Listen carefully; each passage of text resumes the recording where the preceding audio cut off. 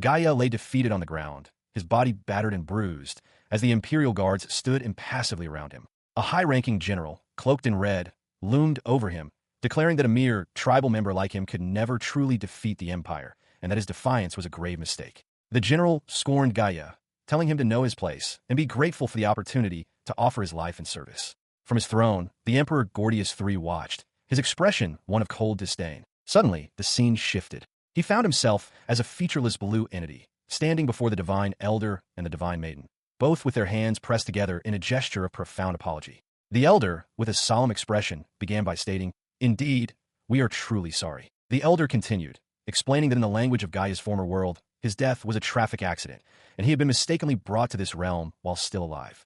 The Divine Maiden, her eyes wide with surprise, gasped at the revelation. The Elder then added, with a hint of regret, that it was truly regrettable, especially for someone so young. He further elaborated, his voice tinged with sorrow, that Gaia's cremation had already concluded in his original world. The Elder gestured towards a ceremonial urn, adorned with flowers, signifying the finality of his previous life. The Divine Maiden, her composure breaking, cried out in distress, realizing that Gaia could not return to his former world. She questioned how the Elder could remain so calm in the face of such a monumental error, her voice filled with frustration and anger at the casualness of the situation. The Elder calmly clarified that while returning to his original world was impossible, they had decided to reincarnate him into a different world entirely.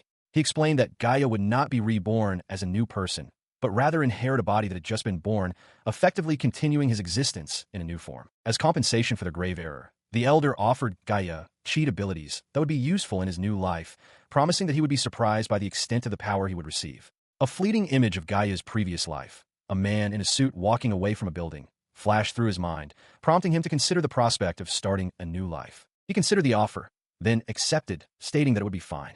The Elder, visibly relieved, chuckled softly, expressing his gratitude for Gaia's understanding. The Divine Maiden, observing Gaia's sudden enthusiasm, narrowed her eyes, wondering if he was actually enjoying this turn of events. Meanwhile, the Elder, with a knowing smile, asked Gaia what kind of abilities he desired, admitting that he had always wanted to try granting such powers. The Elder then began to outline the initial steps, emphasizing the necessity of making Gaia's new body robust and ensuring he possessed language proficiency. He then casually added that providing an information terminal, like a smartphone from Gaia's previous era, would also be beneficial, a suggestion that left the Divine Maiden utterly astonished. He raised a hand, apologizing for the abrupt end to their discussion, citing the need to maintain a work-life balance and avoid regular overtime. Gaia, still a formless soul, expressed his surprise at the mention of such mundane concepts and pressed for details on his reincarnation. The Divine Maiden, however, seemed pleased, giving a cheerful thumbs up and declaring that the chosen abilities were just right. The Elder, clearly exasperated by her casual assessment, retorted that just right was far too vague a description. With their final blessings, the divine beings prepared to send Gaia's soul forth. He was to be reborn, guided by their appropriate assistance and the consequences of their appropriate mistakes. Moments later, Gaia's eyes snapped open, his vision blurry as he found himself in a new body, heavily bandaged and covered in grime. A wave of shock washed over him as the realization dawned. He had indeed begun a second life. A gruff voice broke through his daze, calling out Gaia. He looked up to see a man with a thick mustache beside him, his expression concerned. The name echoed in Gaia's mind, a flicker of recognition, but also confusion. Gaia? My name? He wondered internally. Suddenly, a searing pain shot through his head, forcing him to clutch it with both hands. An overwhelming torrent of information about this new world flooded his mind, causing him to cry out in agony. He cursed the divine beings, wishing they had provided a proper explanation before sending him off. Athos, alarmed, leaned closer, asking, "Are you all right, Gaia?" As the pain subsided slightly, he looked at the concerned man, a new piece of information clicking into place. This person, Uncle Athos, he thought, the name feeling both foreign and familiar. Athos continued to call his name, his worry evident. Without warning, Athos pulled him into a tight embrace, a gesture of profound relief and affection. Gaia, still disoriented, looked surprised by the sudden physical contact. Still held by Athos, Gaia's mind raced, piecing together the fragments of memory now flowing into him. He realized this body belonged to someone else, someone whose brother and sister-in-law had tragically lost their lives. The divine being's words echoed in his thoughts. The one who died prematurely inherited the body. So I really died, didn't I? He mused, the truth of his reincarnation settling in. Athos pulled back slightly, his expression still etched with concern. He asked if Gaia was truly all right, mentioning that he had heard Gaia was injured by Imperial thugs. Gaia, still processing the influx of memories and his new reality, looked at him with a mixture of surprise and dawning comprehension. He tried to explain his miraculous recovery, his face a mix of confusion and a slight, knowing smirk. His uncle, Athos, looked on, relieved but still concerned, noting that Gaia's wounds were visibly closing, far faster than any normal injury. "It's not as bad as it looks, uncle," Gaia insisted, though he admitted he couldn't fully explain it. He confirmed his ability to move, his eyes wide with a newfound energy. Athos, still processing the rapid healing, asked if he was truly capable of action. Gaia affirmed, stating that his wounds were indeed closing before his very eyes. Athos then explained the dire situation. The Bloomin tribe had risen in armed rebellion against the oppressive Vafinkuro Empire. He apologized, stating he had to depart immediately for a crucial location. He revealed that according to recent intelligence, Gaia was the eldest son of the Bloomin tribe's chief. He declared that the Bloomin tribe had indeed risen against the Empire's oppressive rule. He expressed his frustration, questioning why they should have to apologize to the Imperial General. "It can't be helped," he muttered, his resolve hardening. Indeed, the Emperor, Gordius III, sat upon his throne, his posture slumped, his face etched with the bitter truth of defeat. The Bloomin tribe had won. Emperor Gordius III, ruler of the Vafinkuro Empire, surveyed the scene with a stern expression. He inquired if there was anything to be said. Before him, Athos and a young man, Gaia, prostrated themselves. Athos declared that the recent rebellion was solely the doing of the former tribal chief, Noel, and that the rest of the tribe had been unwillingly forced into the conflict. He pleaded for the emperor's mercy for the Bloomin tribe. Gaia, hearing his father's name, looked up in shock. Suddenly, a noble general, standing beside the emperor, roughly kicked Gaia, ordering the young man to raise his head. Gaia cried out in pain, his face contorted. The general continued his verbal assault, sneering at Athos for daring to ask for mercy despite their perceived worthlessness. He disparaged the Bloomin tribe as barbarians, suggesting they were better off dead. Gaia gritted his teeth, enduring the humiliation. As the general moved to further accost Gaia, Athos quickly intervened, calling out to Your Highness and urging him to stop. The general, however, dismissed Athos's plea, reiterating his disdain for the filthy barbarians and commanding him to cease his interference. Emperor Gordius III, observing the exchange, finally spoke. He stated that he could not possibly forgive the Bloomin tribe for disrupting the peace of the empire with their rebellion. However, he added, he had no desire for unnecessary bloodshed. Hearing the emperor's words, Athos bowed even lower, expressing profound gratitude for the unexpected mercy. The noble general, however, pointed a finger at Athos, reminding him to know his place and to offer his very being in service. Later, Gaia, Athos, and other villagers were being led away, their faces etched with despair. Gaia, still reeling, called out to his uncle, Athos, who seemed to be regaining consciousness. An elder among the villagers asked if Gaia was finally awake. Gaia's mind raced, thinking of his father and mother, and his brother. He realized he needed to acquire the strength to protect his family, to protect his people, the Bloomin tribe. A harrowing memory flashed through Gaia's mind. His sister and father, bound and helpless. An imperial guard, with a cruel thrust, plunged a sword into his father's chest. Gaia's eyes widened in silent horror. The grim vision continued. His father, riddled with arrows, still stood defiantly amidst the carnage, a testament to his enduring spirit. In the present, a single flower slipped from Gaia's grasp, falling to the ground as the memory of his father's sacrifice burned within him. He remembered a time, when he was a child, walking with his father. He had innocently asked why the empire referred to their people as barbarians, protesting that it wasn't their true name. His father, with a gentle sigh, explained that the imperial folk simply couldn't comprehend their language, and to their ears, all their words sounded like meaningless barbar sounds. His father chuckled, dismissing the empire's ignorance as foolishness. He asserted that their people possessed their own distinct logic and way of life, which was in no way inferior to that of the empire. He then declared their ultimate goal, to one day escape the empire's oppressive rule and forge a new nation, one built solely for their tribe. Young Gaia listened intently, his eyes reflecting a mix of awe and burgeoning hope. The memory faded, leaving the adult Gaia with a look of profound sadness and a single tear tracing a path down his cheek. Athos, noticing Gaia's distress, inquired if he was still in pain.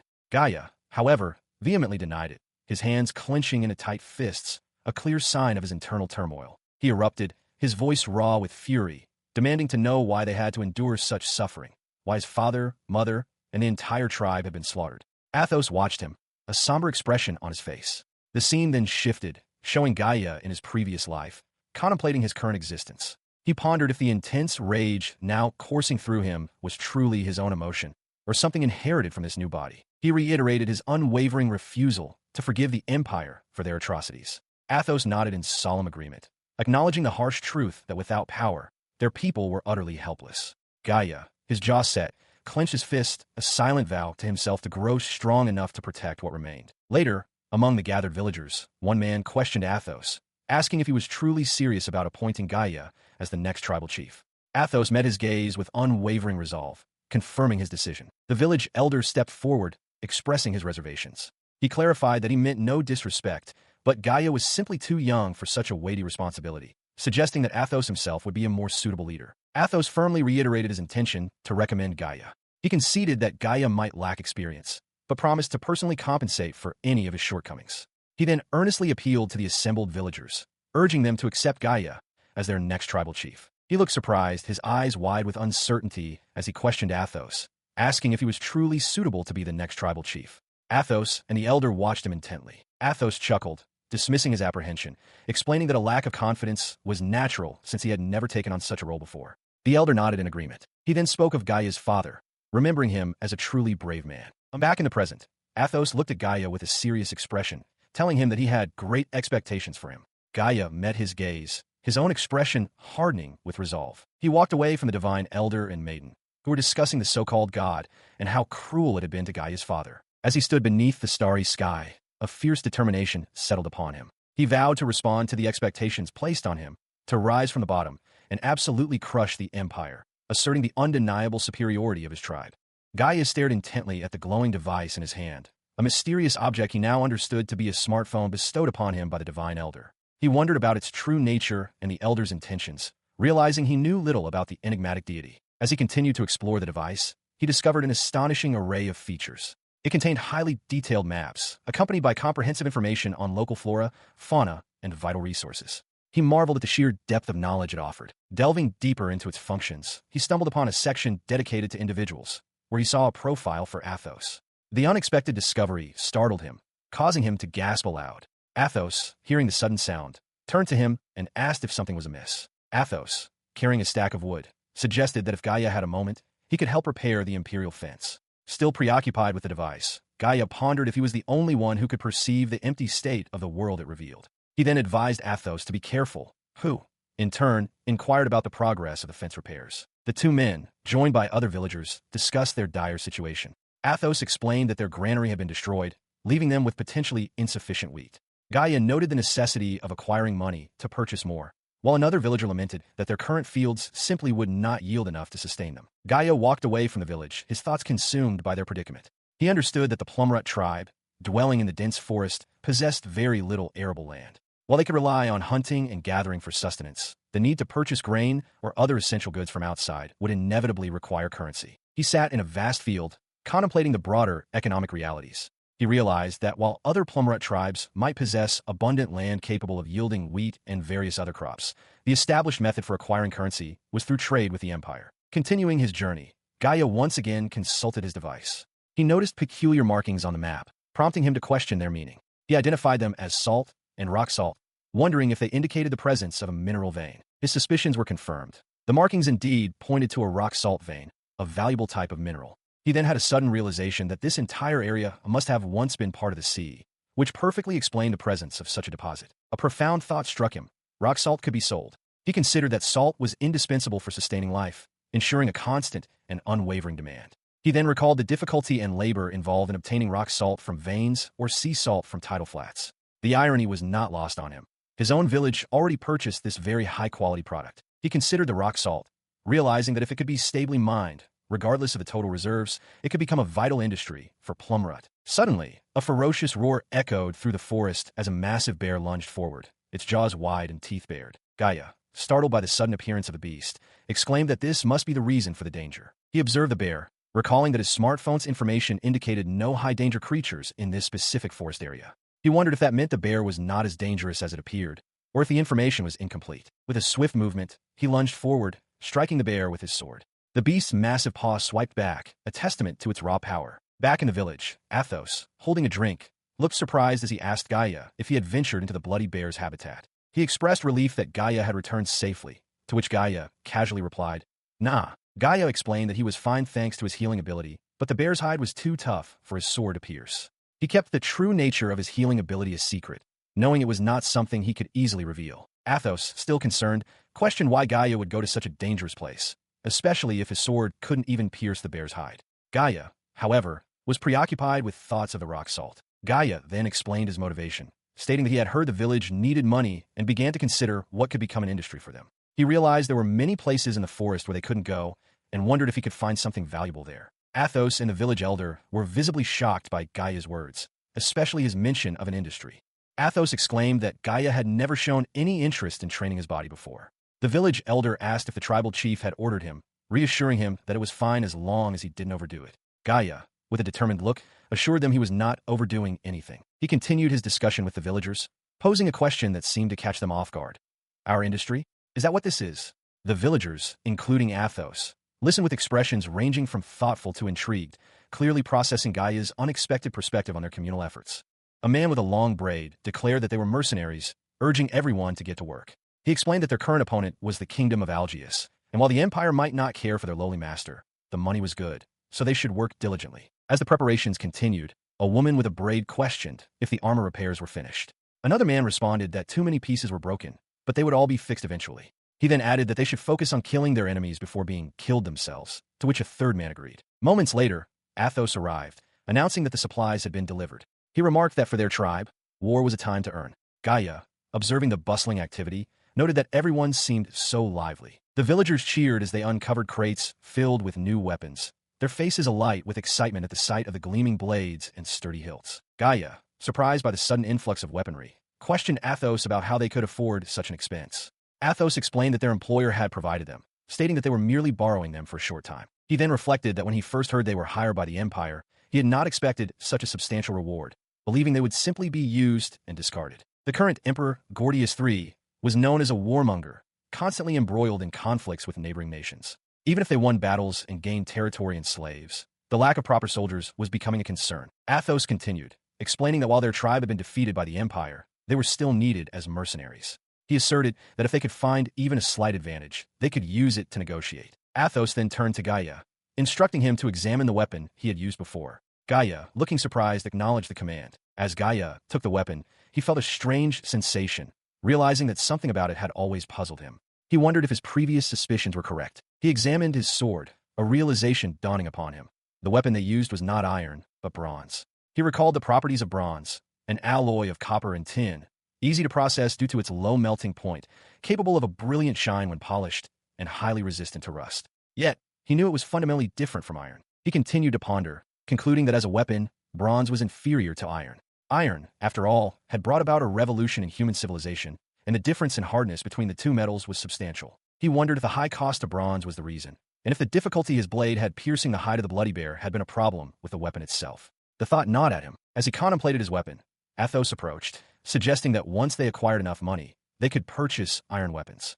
Gaia then shifted the conversation, stating he had a proposal regarding the next battle. Athos inquired about the proposal. Gaia explained that the scale of the upcoming battle was proving to be much larger than initially anticipated, and their current forces alone would be insufficient. He suggested they seek assistance from neighboring tribes. Following Gaia's suggestion, word was sent out, and the call for aid echoed across the lands, reaching the various tribes nestled among the mountains and forests. Soon, a grand assembly began to form in a clearing, as warriors from various tribes, including elves and lizard men, arrived, armed and ready for battle. Athos expressed his astonishment at the sheer number of allies who had gathered, noting the presence of the Angler tribe and even the great lizardmen tribe. Gaia, observing the diverse crowd, realized that everyone present was motivated by the promise of money. Athos then informed Gaia that he and his people would handle the logistical arrangements for this gathering, entrusting Gaia with the important task of greeting the arriving tribes.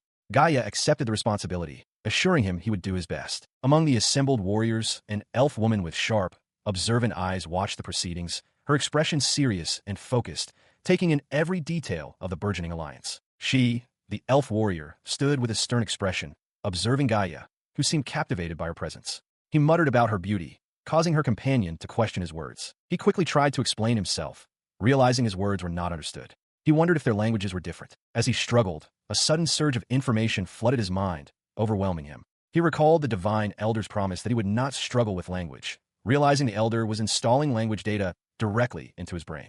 The elf warrior, concerned, asked if he was all right. He reassured her, apologizing for his earlier behavior and telling her not to worry, as the language data continued to integrate. Just as he began to understand, a large lizardman warrior approached them, demanding to know Gaia's whereabouts. The lizard man introduced himself as Raso, the chief of the lizard man tribe, and stated he had heard Gaia was responsible for the arrangements of this gathering. He then reiterated his demand to meet Gaia. Gaia, stepping forward, declared himself to be the one Raso sought, much to the elf warrior's surprise.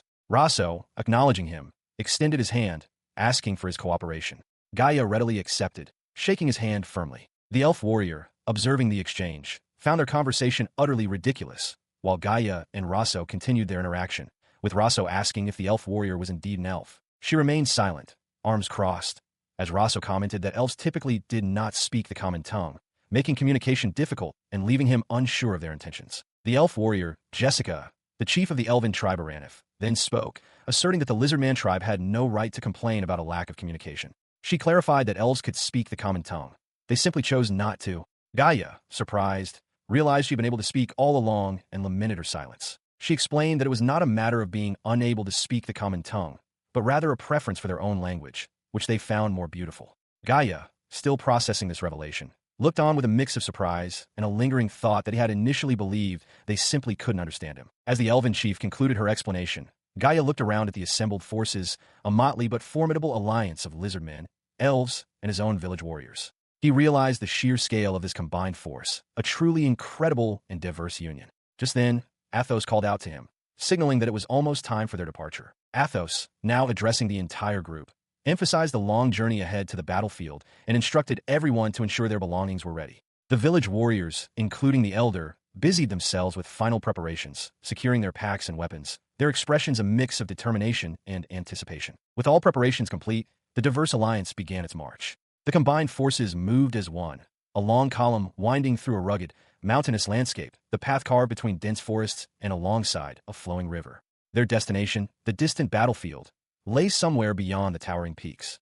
The Ross Plain, a vast and fertile expanse, stretched across the southeastern region of the Heia's kingdom, nestled at the foot of its mountain range. This very land, close to the Vafangkuro Empire's border, had been contested territory between the two nations countless times throughout history. In times of peace, golden wheat fields would spread across its rich soil, but now, the smoke of war loomed. Amidst the rising tension, a stern voice cut through the air, addressing a formation of armored soldiers standing at attention, their spears held upright. The noble general, standing before his assembled imperial guards, declared their objective, to defeat the Algia's kingdom's army and reclaim the Ross Plain. He asserted that this land rightfully belonged to them. He continued, explaining that while the Ross Plain was currently in the hands of the Algias, their rule was illegitimate. The true sovereign, the Vafangkuro Emperor, intended to use this campaign to demonstrate the empire's might to the Algia's kingdom. As the general rallied the troops, who roared their approval and pledged glory to the emperor, Gaia observed the scene, noting the emperor's popularity and the empire's relentless expansion into neighboring territories. He reflected on his own feelings,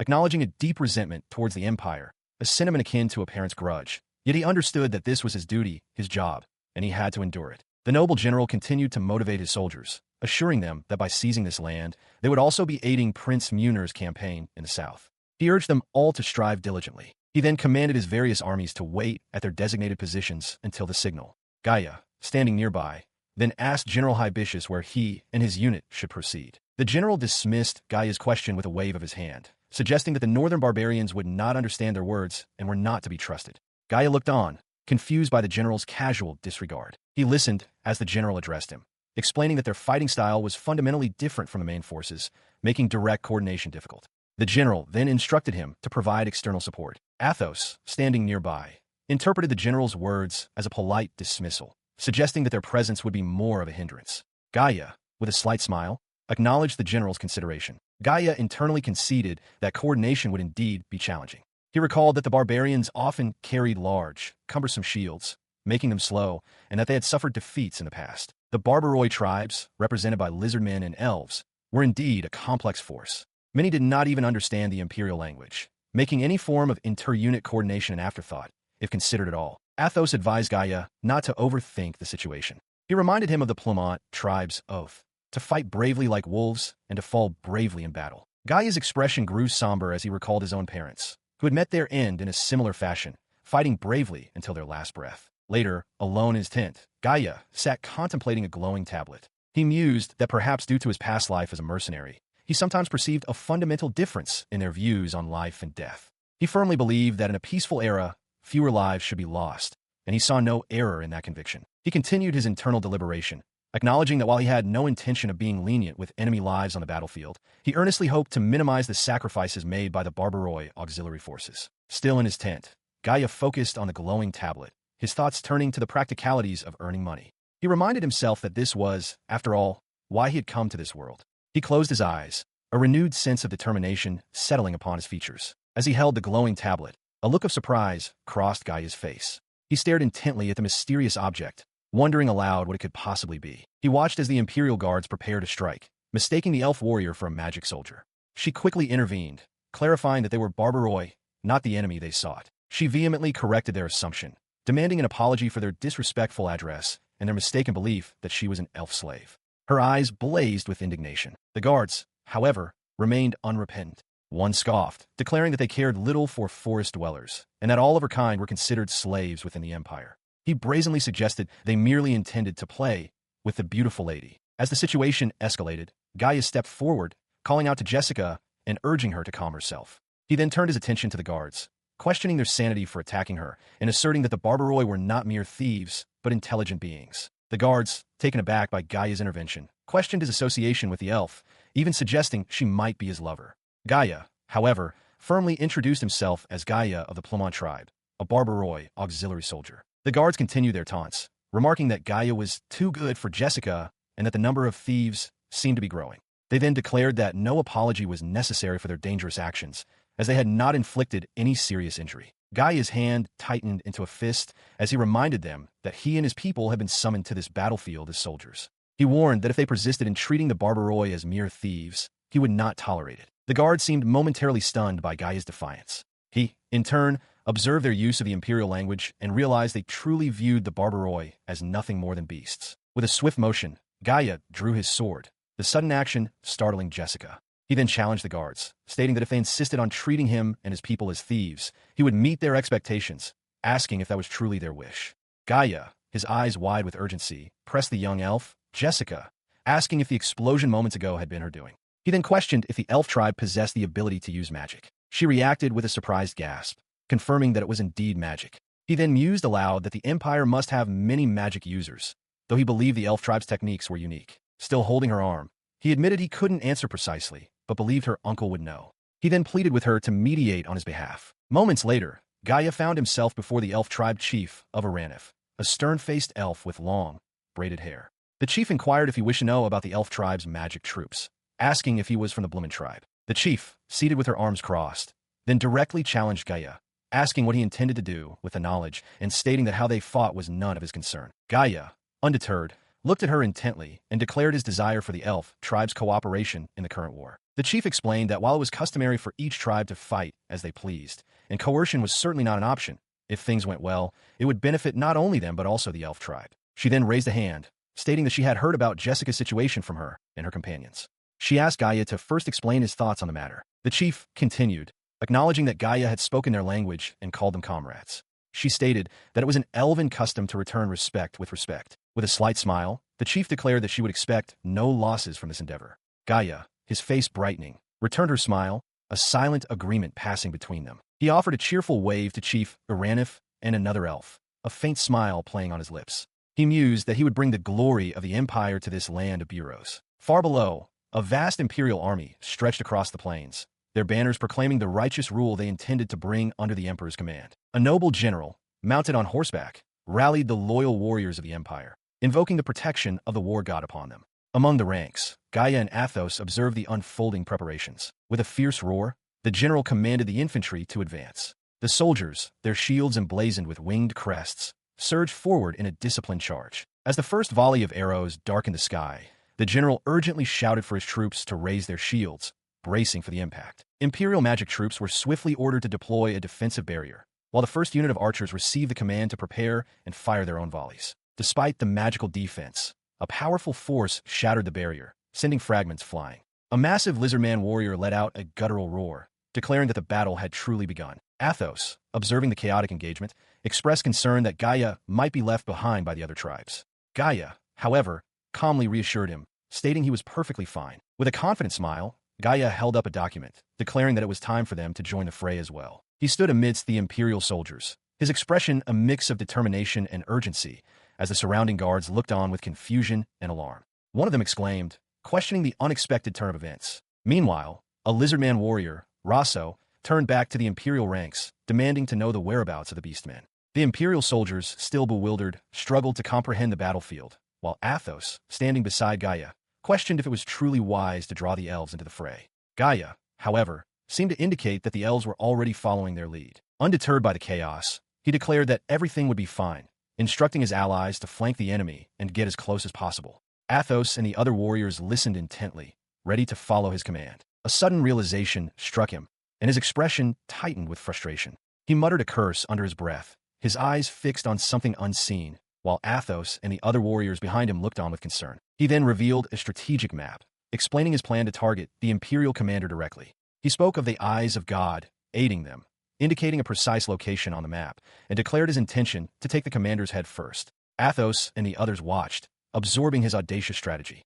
In the opulent throne room, a game of strategy lay unfinished on a grand table as a noble addressed the emperor. He inquired about the true necessities for achieving victory in war. The noble asserted that the empire's brave warriors were undoubtedly crucial. The emperor, taking a sip from his cup, concurred, adding that with his divine protection, victory was already assured. As an attendant poured him another drink, the noble then pressed the emperor, asking what thoughts occupied his mind. He remained silent, his eyes narrowed in deep contemplation as he held his cup, a complex strategy likely forming within his thoughts. The strategic map revealed the audacious plan. To overcome their numerical and equipment disadvantage, they had to exploit the enemy's blind spot. The Kingdom Army's commander was positioned in the central forward unit, and by bypassing the main battlefield through the forest on the central stage's right flank, they could emerge directly behind him. The commander's unit, primarily composed of cavalry, boasted unmatched movement speed and breakthrough power against infantry alone. Their basic strategy would be to strike swiftly, escape the initial engagement, and hold their ground until reinforcements could arrive.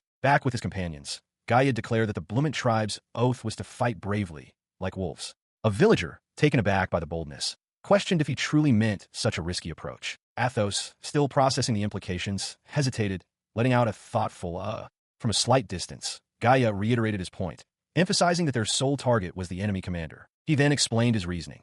If the war could be ended swiftly, they could significantly reduce the number of dead and injured among their own. He firmly believed that the strategy was worth attempting. He dismissed the notion, prompting Athos to question if he was truly serious about the audacious plan. Jessica, however, declared her unwavering support, stating her high expectations for Gaia. Athos, now holding his staff, stepped forward with a determined expression, echoing Jessica's sentiment and pledging his own loyalty to Gaia's vision.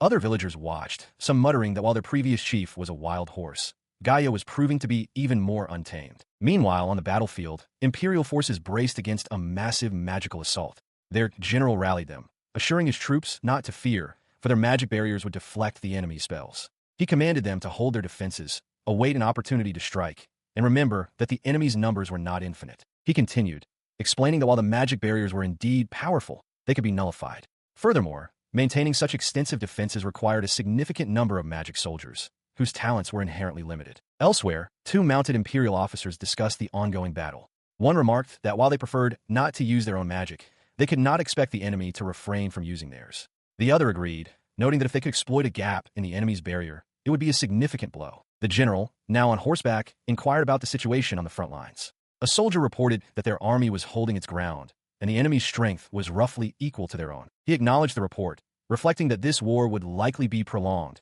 as he had never expected it to conclude in a single day. He then asked if any other significant changes had occurred. A new report arrived, stating that a unit of barbarian guards on the right flank had broken formation and fled into the forest. The general reacted with a sharp, surprised inquiry. He contemplated the gravity of the situation, musing on the desertion. If the barbarian guards, renowned for their ferocity, were fleeing into the forest, it was a dire sign. With a stern expression, he demanded to know the direction the barbarians had taken, ordering an immediate report. Athos acknowledged Gaia's skill in securing the cooperation of other tribes, expressing his admiration for the young man's resourcefulness.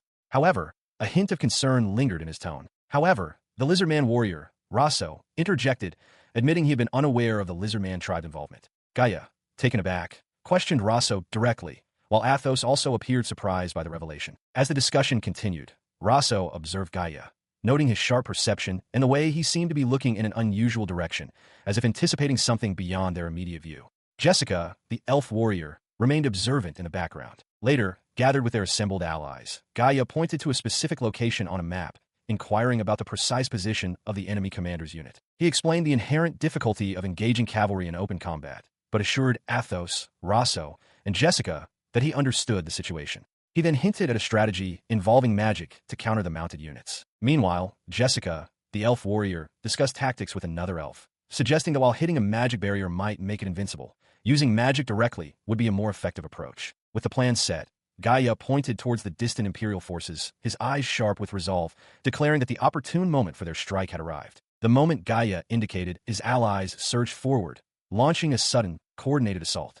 The Imperial soldiers, caught completely off guard, reacted with shock and confusion, realizing they faced a surprise attack from more than just infantry. Caught completely off guard, the Imperial soldiers found themselves overwhelmed by the ferocity of the surprise attack, their formations breaking under the relentless assault. Imperial guards, mounted and on foot, reacted with alarm as a magical attack struck their defensive barrier. One guard exclaimed, questioning the state of their magical defenses, while another dismissed it as a stroke of bad luck, insisting such a breach would not recur. Despite the guard assurances, the magical assault intensified, manifesting as a swirling vortex of dark energy that engulfed the Imperial forces, leaving them disoriented and vulnerable. Meanwhile, Gaia and his allies observed the unfolding chaos. He expressed surprise that the attack had landed, then quickly instructed Aranif to target the right flank next, a command Jessica acknowledged with a nod. He gazed intently at the battlefield, a fierce determination in his eyes. He felt as though he could perceive the flow of battle, declaring that the path was now open, and his target was the enemy commander's head. As Gaia focused on his objective, Athos, with a resolute expression, bellowed orders for the barbaric Imperial army to charge forward, igniting the full assault. The Imperial lines began to falter under the relentless assault. One of their guards desperately tried to rally his comrades, shouting for them not to flinch, reminding them they faced mere infantry. Amidst the melee, Gaia engaged the enemy on foot, while Athos continued to direct the charge, pointing towards the rear where the commander was positioned. A mounted Imperial guard, observing the chaos, taunted the attackers, inviting them to dismount and face them directly. Gaia scanned the battlefield, realizing the commander was not among the immediate combatants. The mounted Imperial guard, seeing the tide turn, decided to retreat and regroup. Observing this, Gaia's expression shifted to a menacing smile as he declared the commander his personal prey. Without hesitation, Gaia launched himself towards the retreating mounted Imperial guard, striking him with his blade. The guard, caught off guard, reacted with shock. As he continued his assault on a mounted guard, Gaia loudly proclaimed his identity as Gaia of the barbaric Imperial army, general of the Alpha's kingdom, and vowed to claim the commander's head. Nearby, Rosso fought fiercely, urging Gaia to secure the commander's demise. He lunged forward, realizing his current position was too far to strike effectively against the mounted Imperial guard. If he couldn't reach them as he was, he would have to jump. His desperate leap proved successful, allowing him to stab the guard from below. The Imperial soldier cried out, stunned by the unexpected attack. As he pulled his bloodied sword free, the guard collapsed from his horse, questioning if Gaia had intended a mutual kill. Gaia dismissed the notion, his expression grim. He stood, clutching the blood-soaked blade, his own chest now stained with the enemy's lifeblood. He declared that only the enemy would die this day. Moments later, he clutched his chest, wincing in pain from a wound he had sustained. Rosso approached, asking if he was all right, noting the injury. Gaia confirmed he was not dying, but acknowledged the severity of the wound. Athos, in the background, watched with concern. Athos then informed Gaia that he had successfully defeated Pausania, the general of the Alpha's kingdom's barbaric Imperial army. Gaia looked up, surprised by the confirmation of his kill. Elsewhere on the battlefield, Jessica and another villager reacted with shock and disbelief at the news of Pausania's defeat. Meanwhile, a remaining Imperial guard, enraged by the loss, prepared to retaliate, his face contorted in fury. The Imperial Guard commander, his face a mask of rage, shouted orders to kill everyone, declaring that they could not return to the prince's presence having suffered such a humiliating defeat. Realizing the overwhelming force now bearing down on them, Athos shouted for everyone to retreat into the forest. Gaia and Rosso were seen running, with the thunder of horse hooves rapidly approaching behind them. As the Imperial cavalry charged, overwhelming their position, Gaia and Rosso looked back in alarm. The battle raged around them as their allies fought desperately against the renewed assault. He found himself caught in the midst of a desperate retreat, the ground thundering beneath the hooves of their mounts. Athos, riding alongside him, shouted above the din, urging them to follow the cavalry. A lizardman warrior, Rosso, grimaced, identifying their pursuers as the barbaric Imperial army.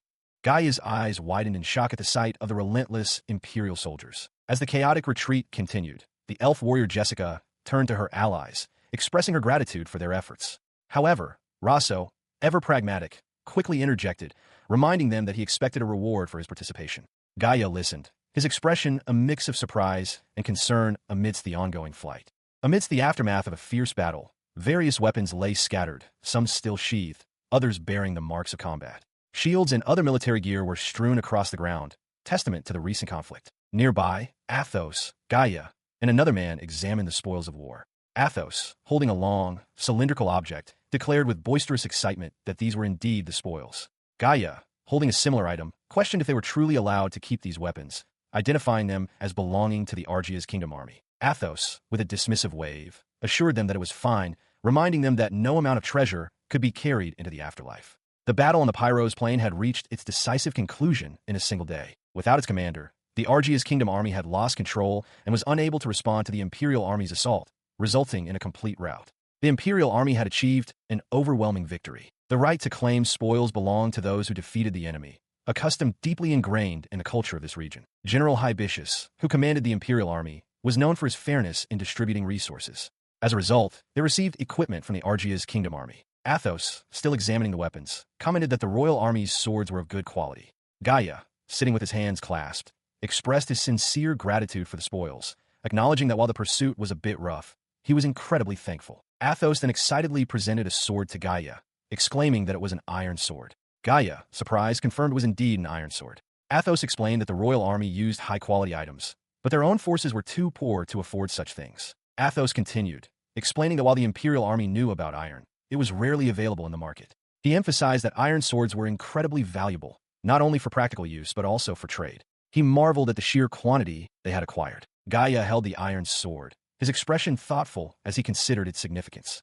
Athos and the others around him smiled, clearly pleased with their newfound wealth, with one woman commenting that Athos always seemed to struggle with money. He gripped his newly acquired iron sword, reflecting on the formidable bloody bear. Bronze weapons had proven ineffective against its tough hide, but with this iron blade, he resolved to challenge the beast again once he returned to the mountains. He then turned to Rosso, the lizard-man warrior, proudly displaying the iron sword he had received. Rosso, holding his own iron weapon, acknowledged the valuable acquisition, noting that he too had received iron. Rosso, however, looked down at the bronze sword Gaia had discarded, raising a hand in confusion. He questioned why Gaia would simply throw away a weapon. Still holding his own iron sword, Rosso pointed to Gaia's newly acquired, gleaming iron blade, asking if it was not superior.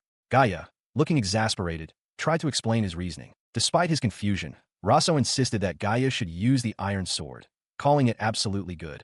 Gaia, however, found the shiny weapon too flashy for the battlefield, preferring something more understated. Just then, Athos approached leading a horse. He called out to Gaia, informing him that a horse had also been allocated to them. He then asked where they should tie it. As they discussed the horse, Rosso, still holding his iron sword, eyed Gaia's blood-stained tunic with concern. He warned Gaia not to eat the meat from the hunt until he had washed the blood off his body, emphasizing the significant amount of blood. Gaia looked startled by the warning. Still perplexed by Rosso's earlier comments about discarding weapons, Gaia wondered if all lizardmen were the same, always choosing familiar items over new ones, even if it meant wasting valuable resources. Later, as he walked with Athos, Gaia observed the bloodstains on his tunic, noting how quickly his wounds were healing. He realized the blood was not his own, but that of his opponent, and wondered if he could simply ignore it. As he pondered this strange sensation, Gaia felt as if the memories of his previous life, the one named Gaia, were constantly moving his body. He mused that if he continued to fight in such a reckless manner, he would surely die. He continued to ponder his rapid recovery, realizing that even now, he was not truly dead. The gift from the gods, he mused, felt more like a monstrous transformation. Yet, he resolved that if it meant he could still witness the Empire, then it was acceptable. As he walked toward a nearby stream, he noticed Jessica already bathing in the cool water. She turned, her expression calm, and warned him that the water was cold, asking if he had also come to wash himself. Startled by the unexpected encounter, he immediately dropped to his knees, clasping his hands together in a deep bow of apology. He profusely begged for forgiveness, explaining that he had not intended to see her in such a state. She, however, was not angry, but rather exasperated. She quickly pulled her clothes back on, telling him to stop apologizing and to hide himself. He, in turn, realized with a jolt that his own clothes were nowhere to be found, leaving him exposed and flustered. Now dressed, he still felt her intense gaze upon him, making him deeply uncomfortable. She continued to stare, her arms crossed, her expression unreadable. She finally broke the silence, asking if he had been injured.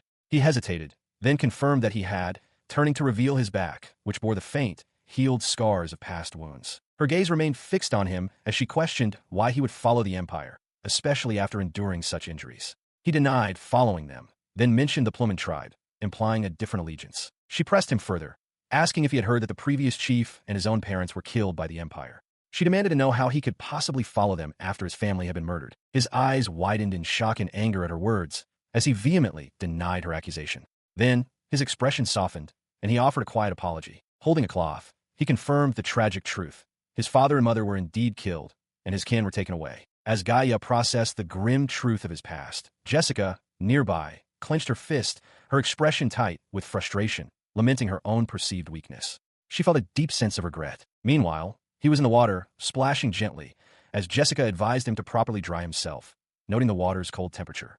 Athos declared that preparations for departure were complete, asking if everyone was ready. He mentioned the Imperial army was a formidable force and that they were heading to the next battlefield.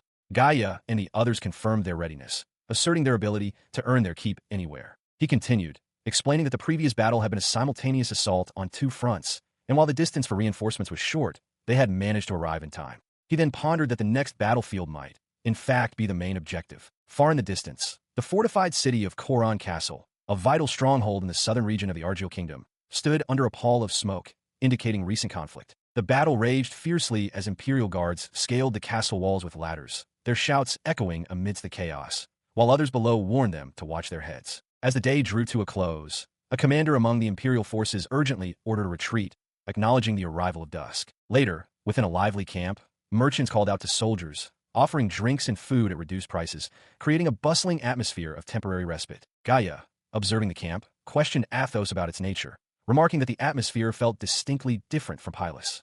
Athos simply grunted in acknowledgement. Athos explained that it was not uncommon for merchants to gather around armies when battles occurred, but the swift conclusion of the Pylus conflict meant they had no opportunity to do so there. As they walked past two Imperial guards, Athos declared that they should proceed to headquarters to announce their arrival. Gaia, still processing the rapid pace of events, wondered aloud if they had moved quickly from Pylus, noting how easy the battle seemed from a distance.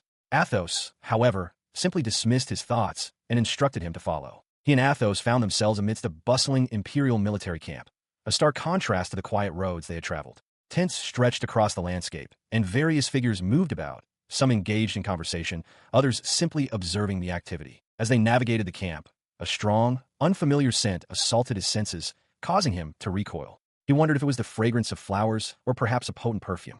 An Imperial officer, noticing his reaction, sternly warned him against being rude. Inside a lavish tent, several women, adorned in fine clothing and jewelry, conversed. One of them, a woman with light, wavy hair, remarked on the young man's presence, asking if he was a soldier. The Imperial officer stood nearby, listening intently as they addressed someone as Your Highness. The object of their deference was revealed to be Imperial Prince Muner of the Valaculus Empire. He sat regally, holding a goblet, his expression one of mild annoyance as he dismissed the notion of having any guests. The prince's face stirred a memory within Gaia. He recognized the man, recalling a previous encounter, a moment from his past that now resurfaced with the prince's presence. Athos, ever vigilant, quickly intervened. He delivered a sharp blow to Gaia's head, scolding him for his perceived rudeness towards the nobility, reminding him that such behavior was unacceptable. Prince Muner, surrounded by his retinue, grew visibly irritated by the commotion. He declared that he was currently resting and had no desire to be bothered with trivial reports. The Imperial officer, quick to appease the prince, immediately apologized and ordered Athos and Gaia to be removed, referring to them as filthy commoners. Athos, however, calmly told Gaia to stop, asserting that their greetings were complete and it was time to depart. As night fell over the sprawling military camp, Athos inquired about the designated location for their unit to set up camp. The Imperial officer explained that there was no need for haste, as Coron Castle was already completely surrounded. He stated that they merely needed to continue their relentless assault, and eventually, the kingdom's soldiers within the castle would be forced to make a move. Gaia listened intently, his gaze fixed on the distant castle. He looked on, startled, as Athos questioned the unusual sight before them, a ship being sent out at such an hour. Athos continued to ponder the situation, voicing his disbelief that a ship would depart in the dead of night without any lights. Meanwhile, an Imperial officer, with a dismissive gesture, explained that while he knew little of merchants, these particular individuals were also venturing out in the middle of the night. Gaia, however, seethed internally, questioning if such laxity was truly acceptable on a battlefield. He then turned to Athos, who appeared deep in thought, a bead of sweat forming on his brow. Gaia asked if Athos had not noticed the ship. Athos then revealed a startling detail, explaining that he had seen a ship on his smartphone, related to the battle for Coron Castle. He then voiced his profound concern, stating that the imperial army might lose, and questioned why. The city of Argias, a vital stronghold of the kingdom, found itself under a sudden and brutal enemy assault. Smoke billowed from distant structures as soldiers on the ramparts cried out warnings of the ongoing attack. Amidst the chaos, a general, his face grim, ordered a tactical retreat, acknowledging that despite their encirclement, they were outmatched.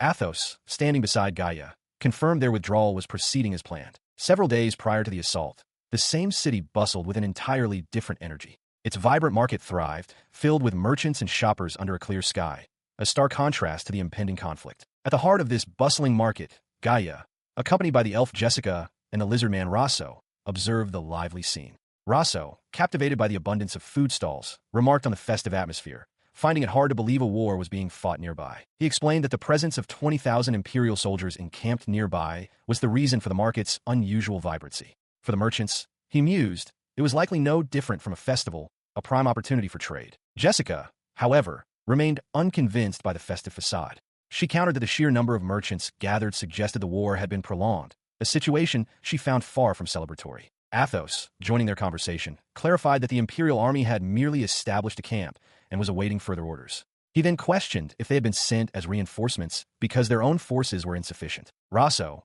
attempting to lighten the mood, suggested to Gaia that enjoying the market was far better than idly waiting on the battlefield. He playfully added that Gaia had come to acquire supplies, not merely to have fun. Jessica, however, pressed him, asking why he had accompanied them to the market if he had no interest in it. She then wondered if he felt an obligation, as the chief of the Alimund lizardmen, to confirm their alliance with the elf tribe. Rosso quickly denied her accusation, his expression shifting to one of mild annoyance.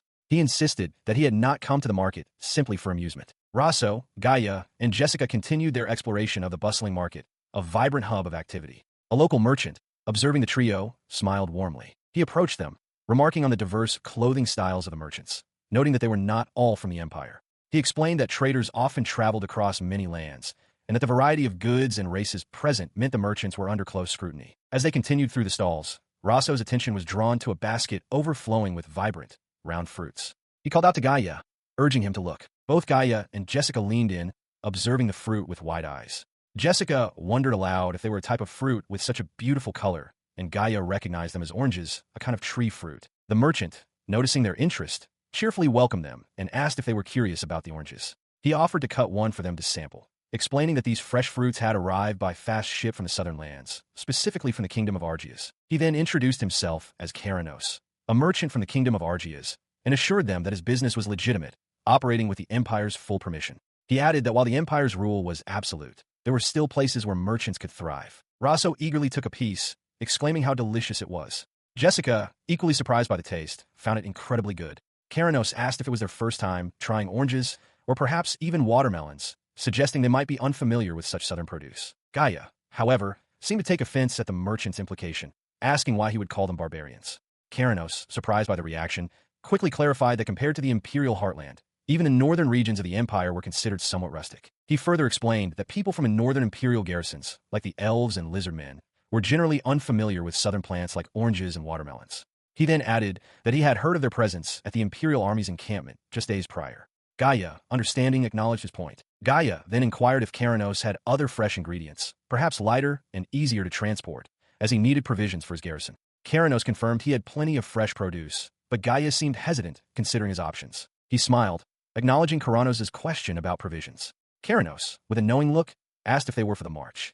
Gaia internally noted his concern, realizing that they had just arrived, yet Keranos already knew they needed to replenish their supplies. He found it unsettling that the merchant seemed to know their plans. Keranos then offered to prepare the necessary quantity, stating that the amount would depend on their order. Meanwhile, Rosso, observing the merchant, remarked to Jessica that Keranos was an unusual merchant, given his well-trained physique. Jessica agreed, adding that he didn't seem like a typical merchant at all. Gaia, overhearing their comments and reflecting on Keranos' earlier remarks, felt a chill. He realized that Keranos was not just a merchant, but a soldier, possibly even a spy for the Argias kingdom. The thought that Keranos had so casually revealed his knowledge, without even being asked his name, was truly frightening. Amidst the bustling market, Gaia observed the surroundings, his thoughts drifting to the battlefield. He had anticipated this, but the current situation truly felt like a war zone. Elsewhere, the divine maiden expressed her concern, stating that the imperial army could not win this battle. Athos, standing beside her, confirmed her fears, explaining that his earlier advice to always be ready to escape was indeed his true intention. He then turned to Gaia, asking if he understood why the Imperial army might lose. Athos continued, pondering the Emperor's actions. He had initially thought the Emperor was a fool, but there was no reason for him to expose himself at night. If there was a reason, he wondered what it could be, his gaze fixed on Gaia. He explained that the Imperial army had Coron Castle surrounded with overwhelming force, and if the Emperor was indeed a fool, its fall would only be a matter of time. However, the situation with the castle's internal supplies was different. Athos further elaborated that combat strength was maintained by supplies, and if Coron Castle was receiving provisions, it meant the Kingdom of Argias was aware of the situation. Therefore, even with reinforcements, the Imperial army would find it difficult to take Coron Castle. Meanwhile, Gaia, the Divine Maiden, and Rosso stood with merchant Caranos. Caranos confirmed that he could prepare the necessary supplies for them, just as Athos had instructed, and that a ship had already departed for Coron Castle. Gaia deduced that if the Kingdom of Argias had already secured a transport route to Coron Castle, then the arrival of reinforcements would not take long. The Divine Maiden, standing with Rosso and Gaia, concluded that they must prepare for a retreat. She reasoned that the Imperial army would not bother with them in such a situation. Gaia then asked Rosso if he believed the Imperial army was aware of their activities. Rosso doubted they had noticed, suggesting it might be better to inform them. The Divine Maiden, Rosso, and elf warrior Jessica reacted with shock and confusion as a question was posed. To the Empire, Rosso looked particularly uneasy, as if caught off guard by the implication. Gaia, addressing Athos, Rosso, and Jessica, questioned the meaning of their mercenary work if his words held no weight. He asserted that as mercenaries paid in gold, they were bound by a code of conduct. Rosso, the lizard man, dismissed his concerns, stating that such talk was meaningless. Meanwhile, in a different location, Imperial Prince Munir reacted with shock and disbelief at the mere suggestion of the Imperial army suffering a defeat, deeming it an impossibility. An Imperial officer attempted to explain the dire situation, clarifying that Coron Castle was surrounded and, without resupply, victory was unattainable. Munir, enraged, lashed out at the officer, calling him a good-for-nothing and demanding to know if he was still speaking of the Empire. Munir then pointed an accusing finger at the officer, declaring himself the supreme commander of the battle and stating that he expected nothing less than reports of great victory. He warned that any mention of defeat would be construed as an act of treason. The officer, now visibly shaken and sweating, attempted to laugh off Munir's outburst, internally referring to him as Prince Good-for-Nothing. Other soldiers present reacted with expressions of fear and disbelief at the prince's tyrannical pronouncements. Back with Gaia and his companions, they stood before the merchant Caranos, who meticulously listed the provisions he had prepared: defatted biscuits, wheat, dried meat, beef cheese, dried figs, cooking oil, and salt. He then inquired if they required anything further. Athos expressed his gratitude, confirming that the payment would be made in imperial gold and horses. However, Gaia expressed surprise at the high cost associated with maintaining horses. Caranos, with a knowing smile, explained that horses were indeed expensive to keep, but assured them he would acquire good horses from Argias at a fair price. Later, Gaia inquired about the possibility of Caranos assisting them with future work. Caranos, still smiling, politely declined, revealing that he and his people were planning to return to their homeland soon. He further elaborated that he had sold all his goods and was in the process of closing his shop. Caranos then revealed his true role, stating that his espionage activities for the Empire were complete, having already transmitted all the Imperial intelligence. He intended to depart the following day, mentioning that reinforcements from the Kingdom of Argias would arrive in a few days. Gaia thanked him, and Caranos advised him to be careful. As Caranos prepared to depart, Gaia reflected on the merchant's words. He realized that the Kingdom of Argias, a large Eastern nation with long-standing ties to the Empire, possessed an economic dependence on the Empire that was far too high. He mused that if they could maintain such a relationship, it would prove highly beneficial. Before leaving, Caranos offered a final remark to Gaia, stating that their dealings with the barbarian tribe had been exceptionally fruitful. He expressed his deep appreciation as a merchant and conveyed his hope to meet them again after the war concluded. He exchanged a firm handshake with Caranos, the merchant, who expressed his hope for Gaia to visit again, assuring him they would be waiting. Later, within the camp, the various tribes had accepted their proposal, much to their satisfaction. However, the question of whether they would heed their counsel remained. They were urged to pay close attention to the battlefield situation. Athos dismissed the idea of retreating, stating that there was no need to be wary of the Empire. Another added that if their anxiety and fear were to end, then so be it, but they would not accept the Empire's mercy. As the discussions continued, Caranos reiterated his mission to safely escort the barbaric mercenary corps back to their homeland. He then received a report that Prince Munir's entire unit had arrived at the location. Indeed, Imperial Prince Munir stood tall, clad in gleaming armor, his presence commanding as he surveyed the landscape, an Imperial guard standing silently behind him. 2 Imperial guards stood watch, one casually taking a drink while remarking on the previous night's revelry. His companion, however, grew increasingly uneasy, noticing something amiss in the distance. His concern was palpable as he questioned if reinforcements were expected, finding the situation peculiar. The other guard, now also looking out, shared his apprehension. Suddenly, the first guard's casual demeanor vanished as he shouted a dire warning. An enemy attack was upon them. Amidst the growing chaos, a mounted imperial guard reported to a general that the Argia's kingdom's army was advancing from the north. The general, though stern, urged him to remain calm, acknowledging that they risked being completely surrounded. The mounted guard continued his urgent report, revealing that ships from the Argia's kingdom were also approaching from the sea. He expressed his fear that Quirce Castle would soon be caught in a devastating pincer attack. The general, still on horseback, demanded a full account of the situation and ordered the guard to immediately report to His Imperial Highness, the Crown Prince, for a decisive judgment. Meanwhile, Athos observed the commotion behind their own camp, noting the growing unrest. Gaia confirmed his suspicions, identifying the approaching forces as reinforcements from the Argia's kingdom. Athos expressed his astonishment at the Argia's kingdom's forces arriving from both land and sea. Gaia, consulting a map, grimly stated that it was only a matter of time before they were completely encircled. Gaia worried about the Imperial side's numerical disadvantage, realizing that if they were surrounded, breaking through would be nearly impossible. He then ordered Athos to prepare for a retreat, noting the enemy's movements were far swifter than anticipated. As he pondered who could be commanding such an efficient force, his gaze fell upon a picture of Prince Alex. On the opposing side, Prince Alex, mounted on his horse, received a report that the encirclement would soon be complete. He acknowledged the news, a silent thought passing through his mind. He had made the people of Quirce wait for too long. He declared, his voice ringing with authority, that they should begin, ordering his forces to trample the Velacalus dogs. His eyes, sharp and focused, scanned the battlefield as his soldiers roared their assent, charging forward. Meanwhile, within the Imperial camp, an officer delivered a grim report to Prince Munir, stating that their northern units had suffered severe damage from an attack by the Argia's army. He then urgently requested instructions from His Imperial Highness, as Quirce Castle was under siege and Argia's reinforcements were arriving. Prince Munir, however, merely scoffed, questioning the need for his direct orders. The prince, still holding his goblet, angrily retorted that it was absurd for them to be unable to act without his explicit command. He questioned their competence, reminding them that it was their duty to think and act independently. He then accused the officer of being drunk at such a critical moment, demanding if he was in his right mind. He continued his tirade, dismissing the officer's attempts to explain that they needed permission from His Highness. The prince called him incompetent, asserting that the army entrusted to them by his father should not be so easily overwhelmed. He declared that their approach was flawed, insisting that they should simply fight head-on to win. Despite the prince's anger, the officer bravely suggested that perhaps it was time to consider a retreat, humbly asking for His Imperial Highness's judgment on the matter. Prince Munir scoffed once more, questioning if the officer truly believed such a foolish and meaningless act as retreat was possible. He then wondered aloud if the officer was the same barbarian he had encountered previously. The officer, growing more desperate, insisted that the enemy's movements were swift, and if they missed this opportunity,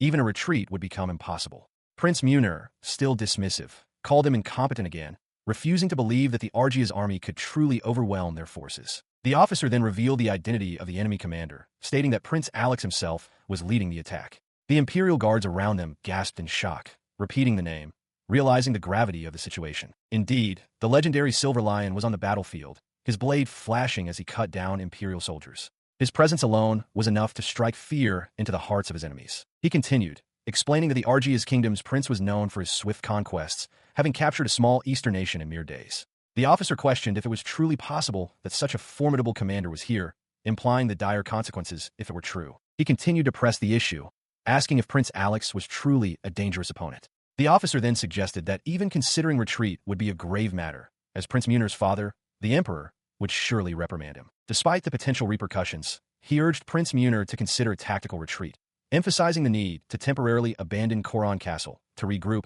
and prepare. Munir, still hesitant, questioned the officer's suggestion. The officer explained that breaking through the enemy's encirclement required a strategic retreat, assuring Munir that the Emperor would understand such a necessary maneuver. After a moment of contemplation, Munir finally conceded, declaring that if the situation was as dire as described, they had no choice but to retreat from Quirce Castle. He ordered his forces to gather and advance towards Puros, instructing the officer to relay the command to the front lines. Meanwhile, at a different vantage point overlooking a vast body of water, Athos observed the unfolding situation with a grim expression. He remarked on the severity of the Imperial army's retreat, noting how they were being squeezed from the sea, making a simple retreat far from a viable option. Gaia, standing beside him, agreed with his assessment. As Athos and Gaia continued to watch, Athos expressed relief that they could retreat as planned, following their intended route. Suddenly, He noticed Prince Munir and his officer, referring to Munir with a derogatory term. Munir, having spotted them, dismissed the current situation as irrelevant and stated that he had something important to discuss with them, something he believed would not be bad news. He revealed that he had known about this matter for several days since their arrival. Far from Munir's concerns, Prince Alex, the Silver Lion, was already in the thick of battle. He moved with incredible speed, a blur of motion as he cut down an enemy soldier, his face resolute. His own soldiers, witnessing his prowess, called out to him, asking if he was unharmed. He calmly replied that he was fine. He then rallied his Argia's kingdom soldiers, urging them to advance, declaring that Koron Castle was just ahead and that they must save their comrades. His troops responded with a resounding roar, echoing his command to push forward for Prince Alex and their fellow soldiers. The strategic intelligence provided by Keranos proved accurate. The battle for Koron Castle was progressing smoothly, and its recapture was now certain. The Imperial Army, it seemed, lacked any proper command system. As the strategic situation unfolded, he continued to lead the charge, but an Imperial guard riding beside him voiced concern, asking if Prince Alex was being too reckless on the battlefield. Alex scoffed, questioning if the guard truly believed him to be a mere battle maniac. The guard quickly clarified, explaining that recovering Koron's soldiers and people with minimal casualties was paramount, as they were vital assets to their nation. Alex conceded with a slight laugh, acknowledging the truth in the statement. Moments later, the guard reported further developments, informing the prince that the Valakulis army had shown movement, concentrating their forces towards the highway, suggesting they were preparing for a retreat. Alex acknowledged this with a thoughtful then mused that it seemed their opponent was not a complete puppet after all. The guard then added that if Commander Munir, the Imperial Prince, could be captured alive, it would be a great asset for negotiations with the Empire, though he lamented that Munir's son did not seem to have inherited his father's nature or talent.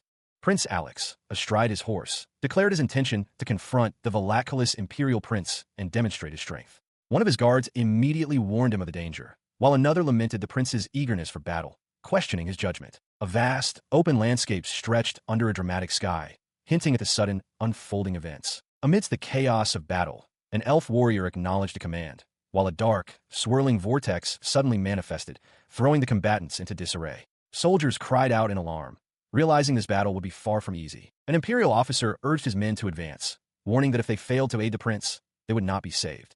Another officer complained about Balbal's self-serving rhetoric, while Gaia was questioned if they were being abandoned. Confusion spread as some wondered why Balbal's guards were not retreating. A portly Imperial officer cried out in shock, realizing the Valakulis Imperial Prince was also involved in the unfolding conflict. His face contorted in distress as other soldiers looked on in dismay. Athos turned to Gaia, asking if it was truly acceptable to retreat the Imperial Prince and Balbal's guards. Gaia looked on with a worried expression as Athos concluded that at this point, it no longer mattered. The Imperial officer, gesturing emphatically, explained that if the report of their loyalty from the previous day had reached the Imperial Prince, then they would undoubtedly be targeted. He stated it was simply common sense. He continued, clarifying that their tribe was distinct from the Imperial soldiers and would serve as a hidden force to conceal the prince's presence. He stressed the absolute necessity of returning alive with the prince. The Imperial officer then declared that if they failed to bring the prince back safely, they would be held accountable and punished upon their return home. He then offered a substantial reward for their success, framing it as a request rather than an order, as Athos and Gaia listened intently. Athos, with a knowing smile, remarked to Gaia that they were not merely doing this for money. He then added that if they did not return safely, he expected a reward so immense it would make his eyes spin, to which Gaia responded with a smile. Athos urgently called out to Gaia, questioning if they should proceed as planned. Gaia, intently studying a map, observed the Imperial Army's main force advancing towards the highway to Pyros, a strategic maneuver to encircle and crush the enemy. However, he suspected the kingdom's army was already aware of their intentions. He noted the kingdom's forces had also begun moving towards the highway, reacting swiftly. Gaia then realized the enemy's leader was Prince Alex, a renowned and capable general. He concluded that this development was not favorable for them. The Imperial Army's strategy aimed to concentrate their forces and encircle the enemy at a specific point, thinning out their lines elsewhere. This would allow the barbarian guard to slip through the encirclement. Over the past few days, they've been diligently transporting supplies. Their plan was to break through the encirclement and head for the forest belt. Athos, standing with Gaia and other villagers, affirmed that the barbarians were accustomed to the mountains and forests, and if they could reach such terrain, the kingdom's army would be unable to pursue them. Suddenly, Gaia's eyes widened as he saw new enemy movements on his map. He realized it was the kingdom's army, but their numbers were strangely high. A chilling realization dawned on him. This was bad. He urgently shouted for everyone to run, and to run fast. As the situation escalated, Prince Alex, mounted on his horse, questioned why he was on the front lines. An Imperial guard suggested they detour, as there was an Imperial detachment ahead. However, Alex, with a determined and arrogant expression, dismissed the idea, declaring they would proceed straight ahead. Following his command, the Imperial soldiers charged forward on horseback, their faces grim beneath their helmets, ready for battle. Athos gasped in alarm, realizing that if they continued this way, the prince and his group would be separated. Gaia, however, declared he would go, instructing Athos to gather everyone and flee, emphasizing that they faced an unbeatable opponent. Athos vehemently disagreed, calling Gaia's plan dangerous and foolish. He expressed his concern, stating that if the prince were to die here, all their efforts would be for nothing. Gaia, with a resolute expression, simply acknowledged his mistake. Amidst the chaos, Prince Alex's guards were in disarray, some falling from their horses with cries of terror. Alex, enraged, berated them, demanding to know what they were doing and why they were so incompetent. He shouted for them to protect him, while his other guards, including the Imperial officer, looked on in shock and fear. He rode into the fray, his gaze sharp as he observed the unfamiliar equipment of the Imperial soldiers, noting it was not what Keranos had reported. Without hesitation, he plunged his blade into the enemy ranks, a fierce cry escaping the soldiers caught in his path. He clashed directly with Gaia, their blades meeting with a shower of sparks. Athos fought nearby, defending himself against the Imperial forces. Prince Alex, undeterred, spoke of the Imperial army's northern unit, his focus unwavering. He continued his relentless assault on Gaia, while simultaneously shouting at his own guards to stop their idleness and join the main force. The battle raged around them, a chaotic dance of steel and desperation. Gaia realized the futility of escape in this situation. Alex, with a chilling smirk, warned him that no matter how many wounds he could heal, he would not survive if his head were severed. His words hung heavy in the air, a grim promise. Alex delivered a powerful blow, sending Gaia reeling backward through the air. Athos, too, was knocked back by the force of the attack. Gaia, recovering quickly, urged Athos to make their escape while they still had the chance. Meanwhile, Jessica, the elf warrior, watched Gaia's reckless actions with alarm, exclaiming that it was too dangerous for a chief to attack alone.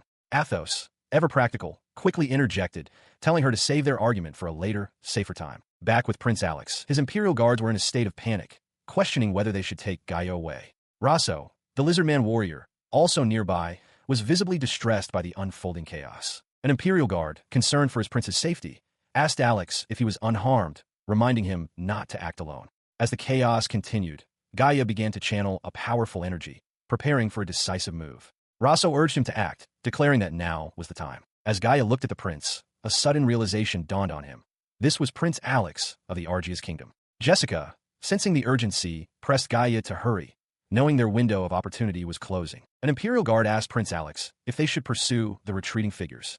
Alex, however, decided against it, stating that he did not wish to suffer deep wounds from the magic soldiers who were undoubtedly among them. Prince Alex, still on the battlefield, was approached by one of his soldiers who questioned their continued advance. The soldier expressed relief that the Imperial Northern Indigenous Tribes unit was positioned behind them, providing a sense of security. Unmoved, Alex commanded the barbarian unit to reform their ranks and press forward once more. He pondered the name Keranos, wondering if that was truly the source of the information he had received.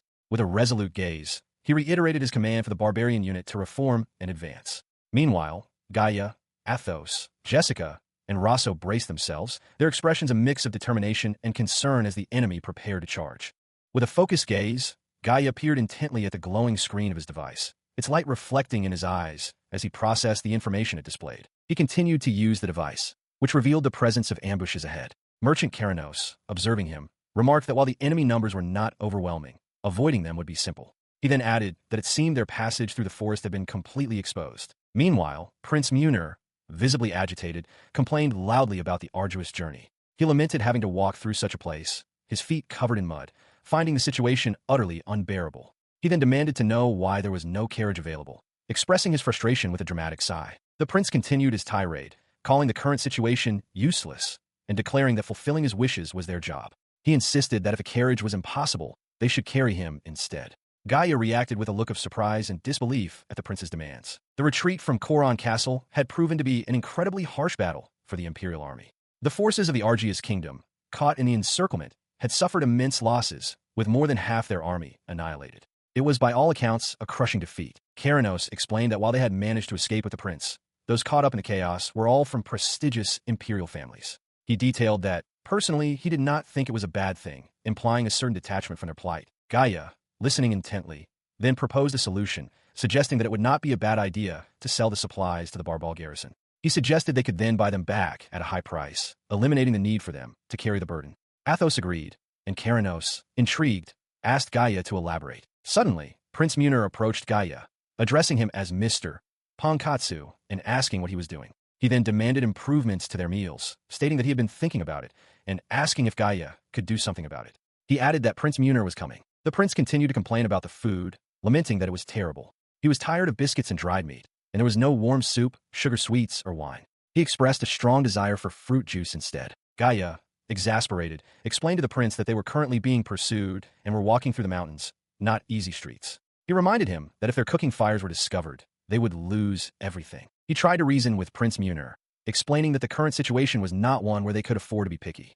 Munir, however, remained dismissive, pointing a finger at Gaia and insisting that he could not possibly understand the hardships they were enduring. Despite the prince's complaints, Gaia continued to propose solutions, suggesting they could make warm soup from the oranges and watermelons they had in their luggage, if only they could be creative. Athos, standing nearby, seemed to agree with Gaia's practical approach. Athos then added that they would also need to secure some form of reward for their efforts, a statement that seemed to shock Gaia, who looked at him with wide eyes. Soon after, the weary group, including Gaia, Munir, and Athos, continued their arduous retreat through the dense forest. After what felt like an eternity, they finally broke through the tree line, emerging onto a clear road, a sign of progress towards their destination. From their vantage point, the town of Pyros came into view, nestled on a distant hill, its buildings clustered together under the vast sky.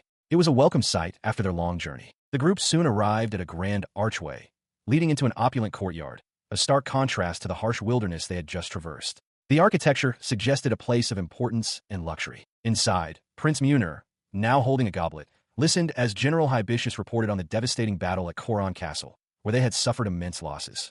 Hibiscus expressed relief that the prince had returned safely, despite the terrible ordeal. Munir, however, was not appeased. He questioned Hibiscus, implying that the general had deliberately assigned him incompetent soldiers. Hibiscus firmly denied the accusation, maintaining his composure despite the prince's thinly veiled insult. The prince continued his tirade, expressing his disgust at having been forced to fight alongside what he called barbarians. He credited the Imperial Guard for their survival, dismissing any contribution from the other forces. Hibiscus listened, his expression unreadable. Munir then shifted his complaints to the lack of amenities, lamenting that there was no warm food or baked goods, which he attributed to the uncivilized nature of the barbarians. He declared himself exhausted and demanded that Hibiscus treat him with the respect and comfort due to his station. As Gaia and his companion stood near the docks, a man approached them, asking if they were looking at the ship and if they intended to board it. Gaia confirmed their interest, asking why the man inquired. The man, with a friendly smile, explained that it was a good time to board the ship and asked if they were interested in earning a little money. The man then led them onto the ship, explaining that a great ship had departed 3 days prior, and all its personnel had been taken. He elaborated that with the previous crew gone, they were short on people to perform miscellaneous tasks. If there weren't enough passengers, they would have to make do. Athos, carrying a large sack, confirmed this understanding. The elf warrior, Jessica, added that they would also be provided with luxurious meals. Jessica, her eyes closed in contentment, remarked that it was a good thing they had come, as the food during their journey had been quite meager. The man instructed them to take the cargo for the rowers to the bottom of the ship. Gaia, looking surprised, noted that the ship had many rowers, realizing it was a galley ship. As they descended, Jessica looked around, remarking that the ship seemed to be a merchant vessel, but it smelled strange. Below deck, several men, bound by ropes around their necks and wrists, sat at oars, their faces grim. Gaia stared in shock at the sight of the bound men, realizing the true nature of the ship's rowers. He watched the tied-up Imperial soldier, his expression grim as Athos explained that these men were slaves, bought for this merchant ship. Gaia's eyes widened in shock at the revelation. Nearby, one of the tied soldiers, a man with a gaunt face, weakly called out, asking for food. Athos, looking away, offered a quiet apology. The beaten soldier then turned his gaze to Gaia, asking if he understood that his own brothers were barbarians. Gaia simply stared back, processing the man's words. Gaia, still reeling from the situation, turned to Athos and asked if he knew the soldier. Athos quickly denied any acquaintance. However, Athos's denial was short-lived. A wave of recognition washed over him, and he addressed the soldier as Noel, reminiscing about their time fighting together in the Imperial army, noting Noel's ferocity in battle. Noel, in turn, retorted, calling Athos a barbarian, to which Athos sharply told him to be silent. Before any more words could be exchanged, an Imperial officer stepped forward and brutally punched Noel, who was still bound, sending his head snapping back. Gaia and Athos watched, stunned by the sudden violence. The officer continued his assault, raining blows upon the helpless Noel. He demanded apologies, forbidding Noel from speaking without his permission, and contemptuously referred to him as a slave. Gaia, unable to bear the sight, lunged forward, shouting for the officer to stop. The officer, however, merely warned him against interfering dismissing him as a barbarian and asserting his right to deal with the slave as he pleased. Athos quickly intervened, grabbing Gaia and holding him back. Gaia's face contorted with a raw, murderous rage, his eyes wide and burning with an intense fury as a single, chilling thought echoed in his mind: to kill. Athos continued to restrain Gaia, his grip firm as he urged him to stop, preventing him from acting on his violent impulse. Still consumed by a murderous rage, he was held firmly by Athos, who had placed a hand on his shoulder, while the divine maiden watched with concern. Athos spoke to him, his voice a low warning. Athos, having calmed Gaia, then turned to the imperial officers. He offered a coin to the mustachioed officer, explaining that his companion had merely been moved by seeing one of their own kind. The bald officer watched the exchange intently. The mustachioed officer accepted the payment with a casual flick of his wrist, while the bald officer, with a smirk, acknowledged the gesture, but reminded Athos that he too had duties to attend to. With the transaction complete, the mustachioed officer dismissed them, telling Gaia it was time to leave. Gaia, still deeply troubled, cast one last, pained glance at the beaten, enslaved soldier before turning away. Later, on the deck of their ship, Athos explained to Gaia that killing an imperial officer on an imperial vessel would have been disastrous, a foolish act even he understood. Gaia, his anger subsiding into regret, offered a quiet apology. Athos continued, admitting that he too might have lost his temper if Gaia had not acted first.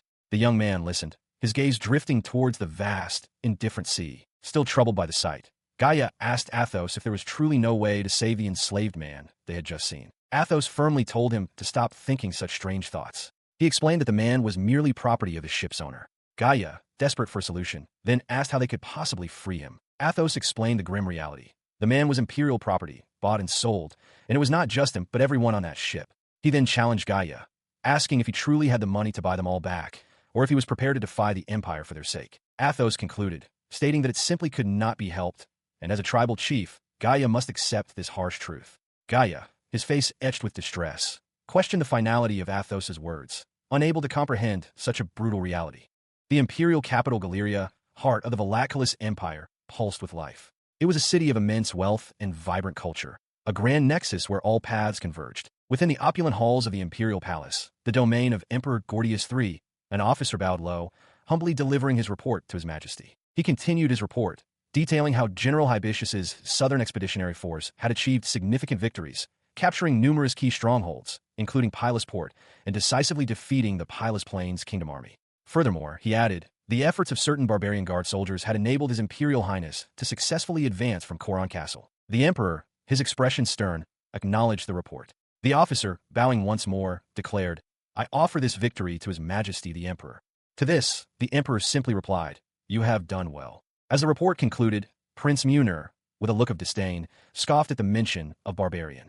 He declared that in such a splendid place, he wished not to hear such a name, dismissing their actions as mere military trickery. Gaia, observing the prince's arrogance, internally scoffed, knowing it was far from the truth. Moments later, a different imperial officer, a man with a distinctive mustache, approached Gaia and Athos. He formally addressed them, Vice Captain Gaia of the Barbarian Guard and Captain Athos. Thank you for your efforts in this battle. He then introduced himself as Herman Malfiel, stating his new role as the one in charge of the Barbarian Guard's meritorious service, and asked them to treat him well.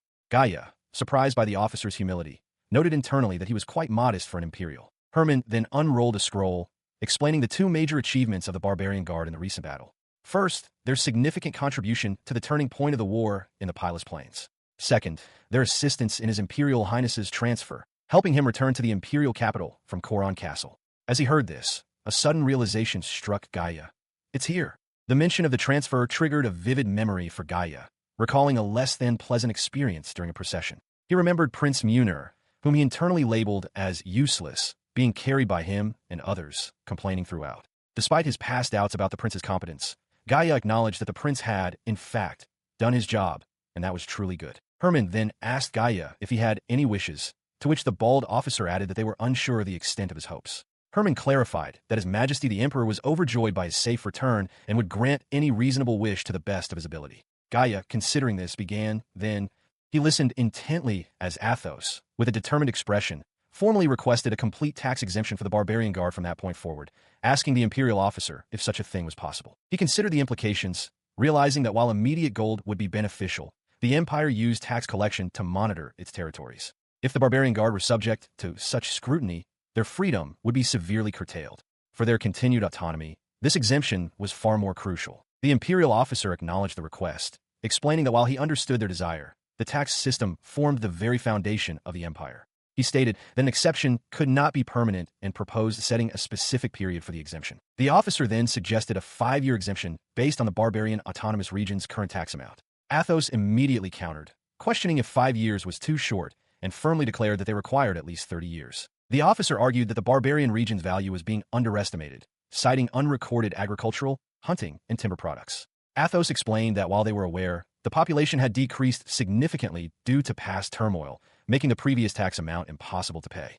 Gaia silently urged Athos on. The officer then questioned if the records he mentioned also included those of the beastmen. Gaia observed the imperial officer, noting his surprising composure.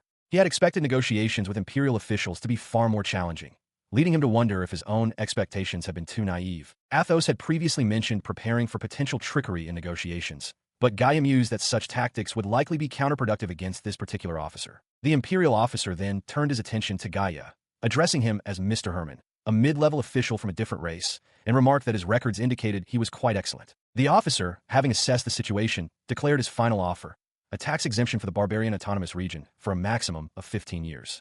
He specified that during this period, all products originating from the barbarian autonomous region would be entirely exempt from taxation. Athos exclaimed with relief and gratitude, while Gaia, beaming, congratulated his uncle on their success. The imperial officer concluded by stating that the proposal would be formalized into a document later, requesting they contact him if any content changes arose, and asking them to remain in the imperial capital for the time being. Gaia reflected on the 15-year tax exemption, a period far longer than he had anticipated. He knew he must act cautiously to avoid imperial interference, using this time to rebuild the barbarian guard and strengthen it against the empire. The imperial officer, acknowledging Gaia as Mr. Herman, expressed his gratitude for their generous consideration, stating it was a just reward for the barbarian guard's efforts. Athos, standing beside Gaia, listened intently. He then explained that while they had urgent matters to attend to, their departure would be delayed. Prince Munir, currently staying at the imperial villa, was causing significant financial strain, with urgent demand for funds making prompt payment impossible. Athos, hearing this, questioned the officer, asking if Prince Munir was truly well. The officer responded with a look of exasperation, confirming that the prince was far from well. Meanwhile, Prince Munir indulged in lavish entertainment, surrounded by women and drink, seemingly oblivious to the financial burdens he imposed. Elsewhere, 2 other imperial officers discussed the recent capture of numerous prisoners from Coron Castle, noting the need for a large sum of money to pay for their upkeep and labor. One officer, with a mustache, looked on as a group of shackled prisoners, including a young man with a rope around his neck, were led away. Returning to the conversation, the first imperial officer explained that Prince Munir's extravagant spending had only increased, with his face growing paler each day. He apologized for sharing such a strange story, but Athos found it intriguing. A formal message was conveyed, thanking them for their efforts and promising future contact. Athos, deep in thought, mused about the past 15 years, acknowledging the great success of Helmandano. However, he also considered that the individual in question might have been more suited for an even higher position. He continued, revealing that while he didn't know all the details, he had heard that high-ranking imperial officials were often from noble families. From what he observed of Prince Munir's retainers, their abilities and status did not seem to be perfectly aligned. Athos lamented the waste of talented individuals, stating it was unthinkable to let such capable people languish. Gaia, listening intently, wondered if the issue of cronyism, where connections superseded merit, was a problem that plagued every world. As Gaia walked through the bustling market, he observed the empire's prosperity. He realized that the empire had flourished precisely because it possessed an abundance of talented individuals, so much so that minor inefficiencies seemed to pose no significant problem. The sheer scale of their adversary was becoming increasingly vexing. A cheerful woman called out, inviting people to line up for the evening's menu: bread and chicken onion soup. Gaia, among others, waited patiently for his turn. At a nearby table, Rosso urged Jessica to eat, declaring that he had secured portions for both of them. Jessica tasted the soup, her eyes widening in surprise at its deliciousness. She pondered what made imperial cuisine so exceptional, even for a seemingly ordinary chicken onion soup, while Rosso heartily enjoyed his meal. Gaia, savoring his own bowl, noted the generous amount of pepper and the overall quality of the ingredients. He realized that such fine fare, though perhaps difficult to obtain in barbarian lands, was readily available even to the common folk within the empire. He asked Jessica about the dwindling stock of medicine, noting the severe injuries sustained by many lizardmen. Rosso listens intently. Rosso quickly interjects, assuring him not to worry, as their wounds heal swiftly with proper application of medicine and rest. He chuckles, acknowledging that their rapid recovery often leads many of their kind to act recklessly. An injured lizard man rests in the background. Meanwhile, Jessica, diligently stirring a bowl, confirms that the prepared ingredients are ready and will be handed over later. She adds, however, that the materials for the heart are nearly depleted. She later explains to Aranif that while she searched for shops in the imperial capital, she found that items they could easily forage in their own forest were being sold at exorbitant prices there. Rosso then suggests they accompany Jessica to the forest outside the imperial capital the following day to gather medicinal herbs. He specifically asks if the lizard men possess the knowledge to identify them. Jessica appears surprised by the question, while Gaia admits his ignorance and asks her to teach him. He, still pondering the task, questions if identifying such herbs is not a simple matter, highlighting the danger of poisonous varieties. He then shifts the topic, inquiring whether they hunt sheep in the forest or on the nearby plains. Jessica, noticing his peculiar expression, asks Gaia why he is grinning. He responds, explaining that he believes they could forge a beneficial cooperative relationship. Rosso looks on, bewildered. Rosso then asks Gaia about his activities earlier that day, recalling that he had gone to the imperial capital with Athos. Gaia, holding a small, tied bag, confirms he visited a noble's residence with his uncle. With a flourish, he empties the bag, revealing a substantial pile of gleaming gold coins. Both Jessica and Rosso stare in utter astonishment. Gaia grins, asking if it is not a considerable sum. He explains that although they protected the imperial prince, they received no compensation from the empire itself, largely because many imperial nobles were implicated in the opposing faction. He asserts that they must diligently collect what is rightfully owed to them. He reflected on the unpleasant memories of being treated like a stray dog. He remembered a time when a noble, with a look of disdain, handed him a meager sum, as if it were charity, a stark reminder of the disrespect he had endured. Yet, in the present, a confident smile played on his lips as he held a bag of coins.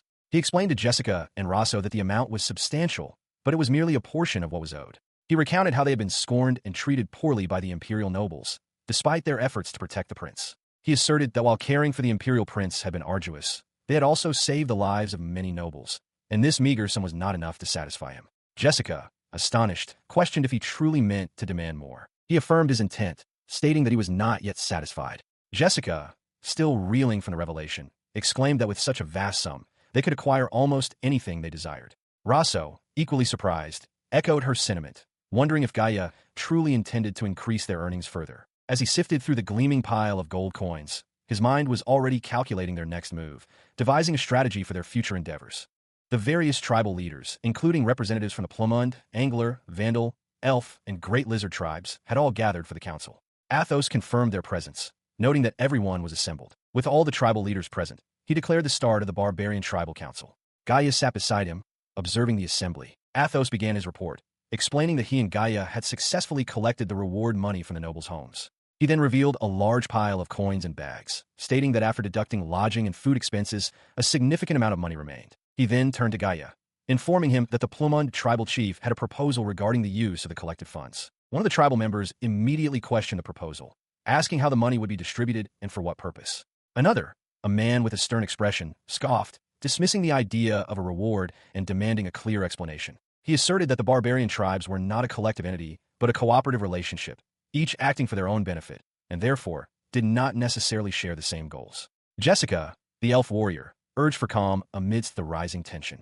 Athos, however, maintained that his proposal was simple and would benefit all barbarian tribes. Gaia, with a determined expression, then put forth his own suggestion, to use the money to buy back their enslaved comrades. Athos, holding up a hand, reiterated that once someone became a slave, they were enslaved for life.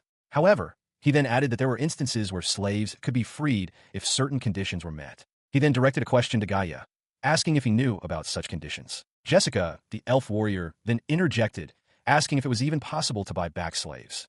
She further inquired if Gaia's proposal was specifically for the Plumund tribe. Gaia clarified that his proposal was not just for the Plumund tribe, but to buy back slaves from all tribes, regardless of their origin. He emphasized that this was a proposal for the benefit of all barbarians. Jessica listened intently, then acknowledged his explanation. Athos, observing Gaia's thoughtful expression, questioned why he seemed so hesitant, especially when there was a chance to buy back their comrades. He then firmly declared his opposition to the idea.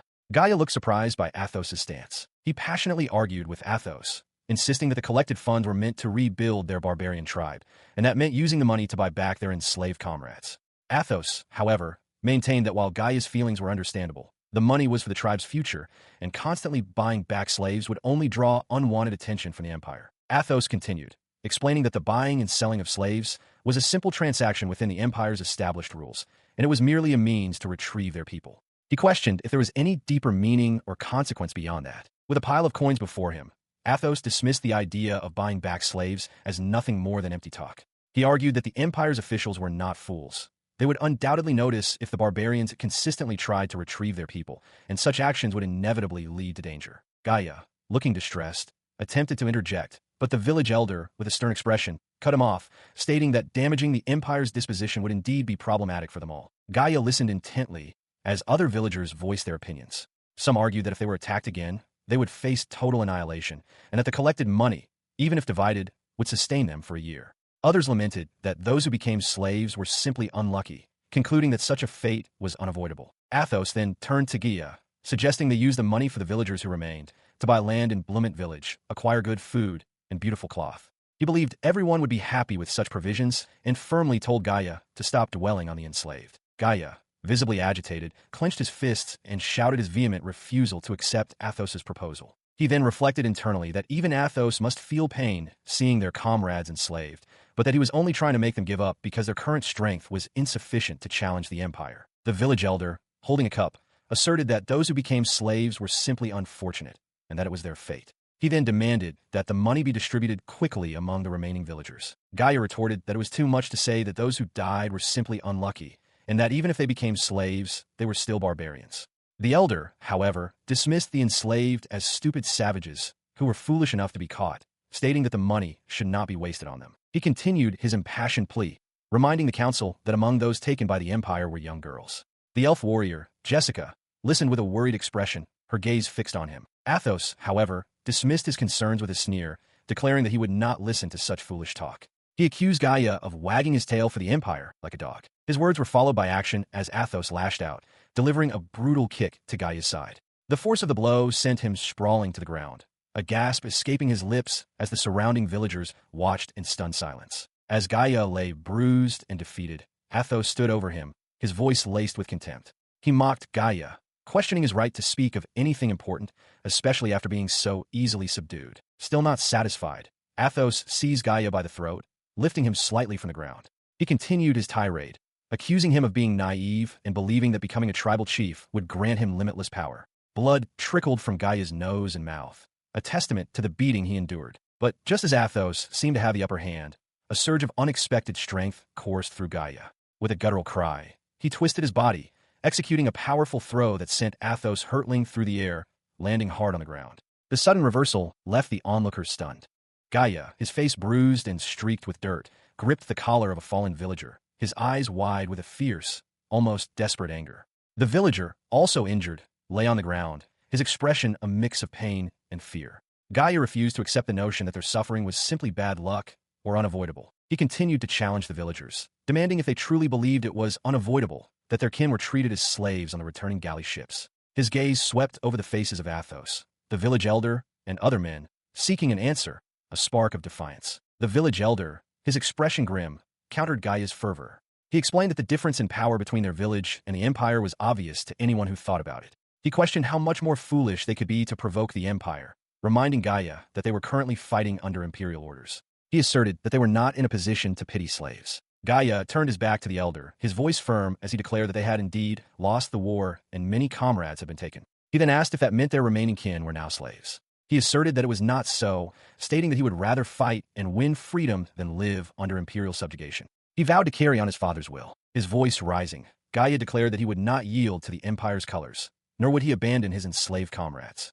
He proclaimed that if they were cowards who would rather die than fight, then he would simply force them to cooperate. He then turned his back to the group and declared that he would go and retrieve their tails himself. Athos and the village elder watched him, Athos muttering about the brat speaking so freely. Athos, his face contorted in anger, stepped forward, challenging Gaia's words. He questioned who the loser dog was, asserting that their comrades were not willingly following the empire as slaves. He declared that they would certainly retrieve them. Gaia, his expression resolute, acknowledged Athos's words. He affirmed that the pride of the barbarians would not be broken, nor would they be crushed by the empire. He declared that they could still rise up and would bring their comrades home to their homeland. His impassioned words ignited a fire among the villagers. With a collective roar, they raised their fists in agreement, a wave of renewed determination sweeping through the crowd.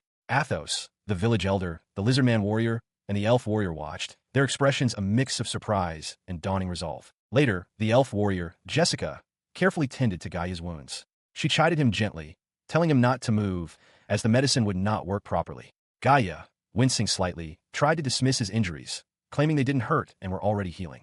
Jessica, however, ignored his protests, firmly applying the medicine to his shoulder, causing him to flinch and complain about the pain. Jessica explained that she and her uncle had gathered many medicinal herbs from Aranif, so he need not worry about the medicine. She added that leaving the wounds untreated would only worsen them. Gaia, looking at her with a grateful expression, simply replied, "I see. Thank you." Gaia found himself reflecting on the concept of slavery, a practice he instinctively found detestable. He recognized this strong moral compass as a remnant of the ethical framework from his previous life, acknowledging that such a perspective might be unusual in this world. As he voiced his thoughts, the elf warrior Jessica observed him, noting how much he had changed.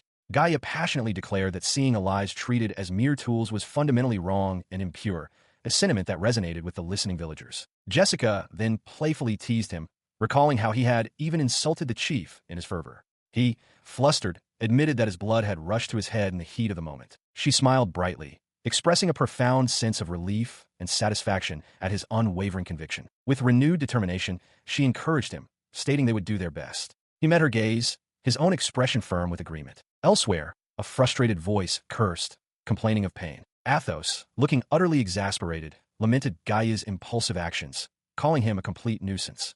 However, Village Man 2, holding a drink, proudly defended Gaia, declaring him his pride and joy, and asking if he wasn't adorable. Athos, still visibly frustrated, clarified that while he didn't fully approve of Gaia's methods, he had no intention of betraying him. He poured more liquid into his cup, emphasizing that he would not condone Gaia's reckless behavior. Village Man 2 scoffed at Athos's concerns, asserting that a proper tribal chief would never betray his people. He then mentioned a past promise made to someone named Noel, prompting a thoughtful expression from Athos. A memory surfaced for Village Man 2, recalling a younger Gaia as a brave warrior, taking responsibility for his comrades. In that same memory, the beaten imperial soldier, Noel, pleaded for his brother to escape, asking who else would lead the Plummet tribe if not him. He listened intently as Athos, his face etched with concern, implored him to look after Gaia. In the background, Gaia walked away, seemingly oblivious to the conversation.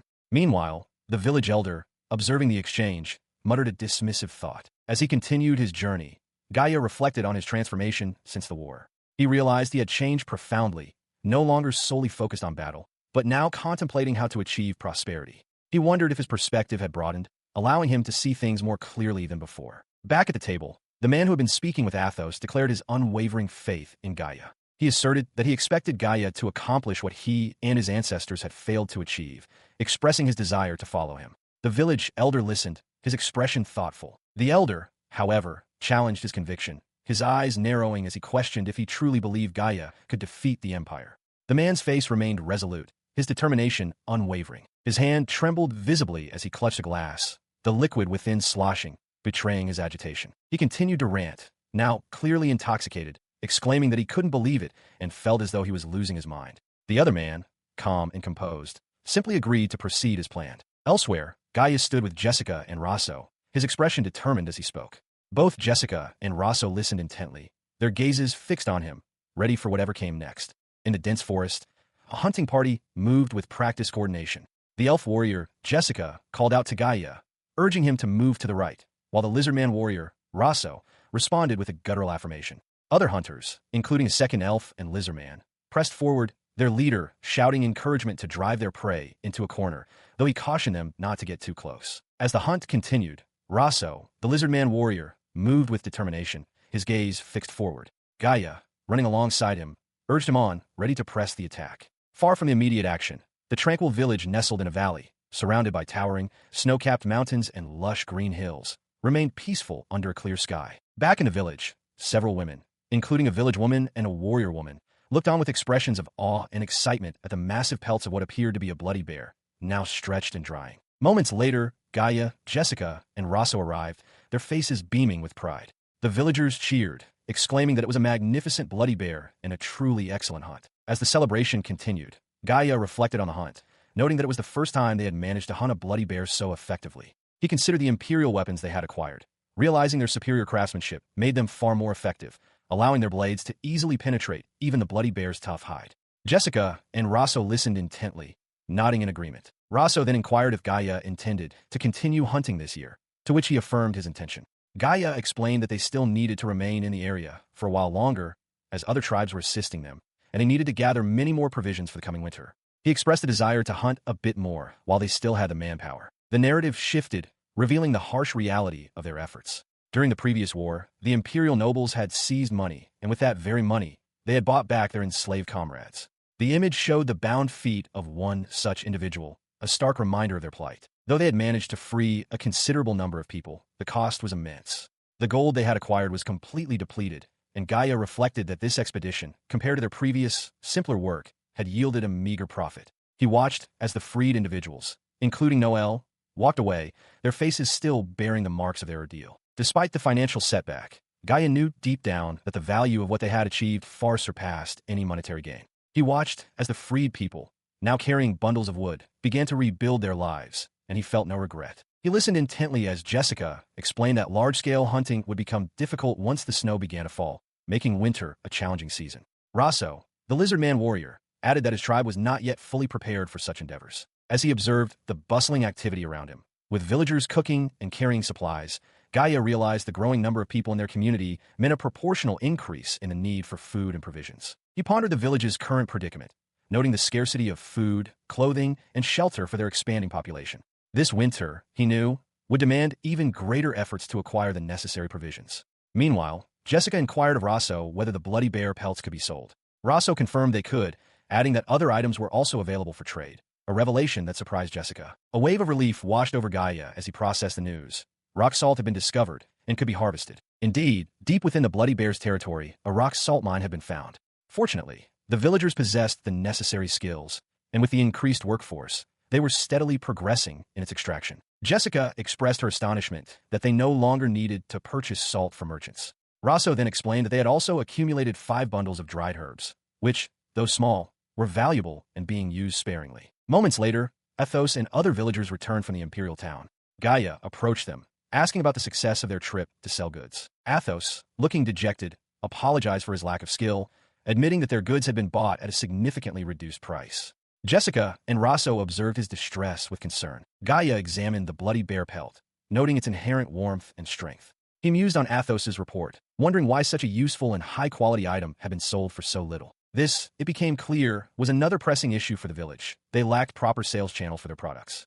Gaia and Athos, along with other villagers, discussed this critical problem, recognizing the need to find a way to sell their goods fairly. He reflected on the village's current economic state, noting that the bloody bear pelts, despite their quality, had little market value due to a lack of established trade. He acknowledged their inexperience in commerce, yet held a quiet hope that their value might increase in the future. His thoughts then turned to the rock salt mine. He understood that while it was a valuable commodity, its discovery also brought a new kind of danger. Unlike other local products, the salt's origin was unique, making it a distinct and potentially problematic asset. He realized the gravity of their situation. If their lack of trade routes became known, the Empire would surely exploit their vulnerability, driving down prices for their salt. Worse, the very existence of the rock salt mine could become a pretext for an imperial invasion, a chilling prospect underscored by the distant sight of mounted imperial soldiers. Addressing the villagers, he explained that while the salt itself would not spoil, their inability to sell it profitably meant they were essentially drowning in it. He emphasized that the village had only just begun to recover from the threat of large-scale enslavement, and they could not afford to draw the Empire's attention again. He continued, pointing out that they had not yet thoroughly explored the territory beyond the Bloody Bear's domain, leaving them with limited options. He reiterated his firm resolve to avoid any actions that would once again put the village under the watchful, predatory eye of the Empire. As the group ventured deeper, Gaia looked up in awe at the dense canopy above, where countless large, grape-like fruits hung in heavy clusters. He exclaimed in wonder, questioning if they were indeed tree fruits and marveling at their sheer abundance. Jessica, equally intrigued, wondered aloud about the unknown tree, stating she had never encountered such a species before. Raso admitted his unfamiliarity as well, while Gaia, observing the fruit, pondered internally that his smartphone's icon likely wouldn't identify it, suggesting it might be a species unknown even in this world. Athos, taking a moment to examine the mysterious fruit, noted its sweet scent, though he found it difficult to describe precisely. He mused to himself that he had been unaware of such a thing existing so far from their village. Suddenly, Raso, with a mischievous glint in his eye, moved to take a bite of the fruit. Gaia, seeing his impulsive action, immediately shouted a warning for him to stop. Raso, ignoring the warning, bit into the fruit, only to immediately spit it out with a look of utter disgust.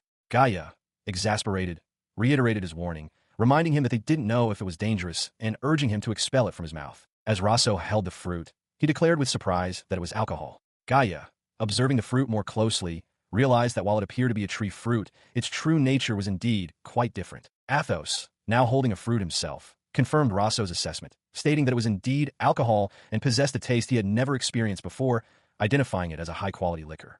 Gaia, equally astonished, noted its potent strength, comparing it to distilled liquor, while Jessica expressed her surprise, having always believed alcohol was produced in barrels. Gazing up at the tree, Gaia decided to bestow upon a name, settling on the brand tree for the time being. Jessica then raised a practical question, asking if the collected fruits could be sold.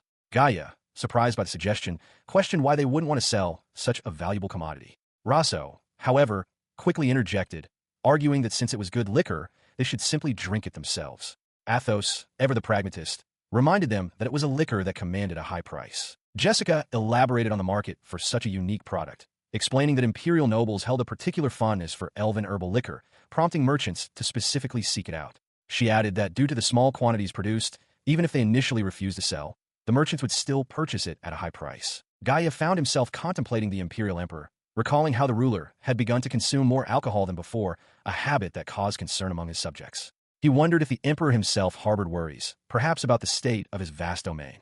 The thought lingered. Emperor, alcohol. He then suggested they only take what they could carry for now, emphasizing that the decision of whether to sell the unique fruit could be made later. He also cautioned everyone not to drink too much of the potent liquid, advising them to stop before becoming intoxicated. Then, Rosso, the lizardman warrior, interjected, stating that what they truly needed at this moment was a reliable sales channel.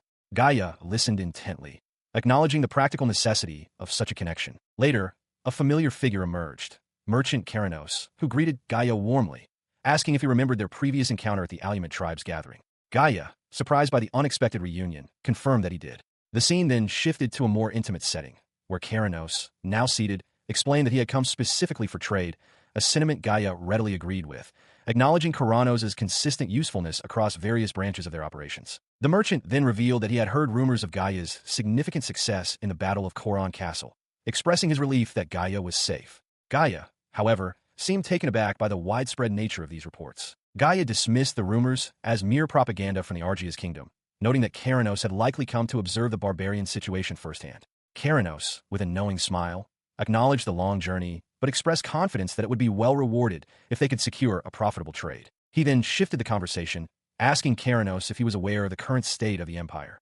Keranos replied that he knew nothing of internal tribal matters, but as he presented a bowl of nuts, he agreed with Gaia that their location was indeed far from the capital, implying a shared understanding of their relative isolation. Indeed, the empire's situation was precarious.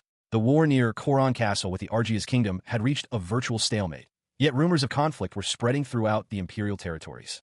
Small-scale rebellions were erupting in regions dissatisfied with imperial rule, with Prince Alex of the Argia's kingdom scene leading his forces in the ongoing struggle. Returning to their conversation, Gaia remarked that the situation was dire, admitting he had been too preoccupied with the winter branch to notice. He then questioned if Keranos had traveled all this way simply to deliver this news.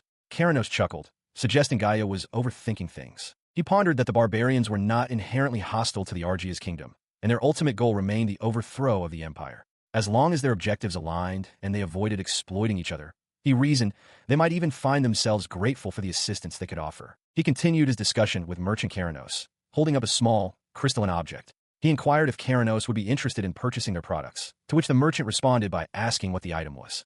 Gaia then identified it as rock salt. Keranos, now holding a piece of the rock salt, explained that this was an unexpected discovery from the barbarian lands, a place where salt mines were rumored but never confirmed. He expressed a desire to monopolize this new resource, suggesting its immense value. Gaia's expression hardened with concern. He emphatically stated that the origin of this salt, specifically its connection to the barbarian lands, must be kept a complete secret from the empire. The merchant then poured a dark liquid into a cup, offering it to Gaia. He identified it as a type of alcohol and invited him to taste it, while also mentioning another product he wished to sell. Keranos assured Gaia that the salt deal would be publicly attributed to the Argia's kingdom to maintain secrecy.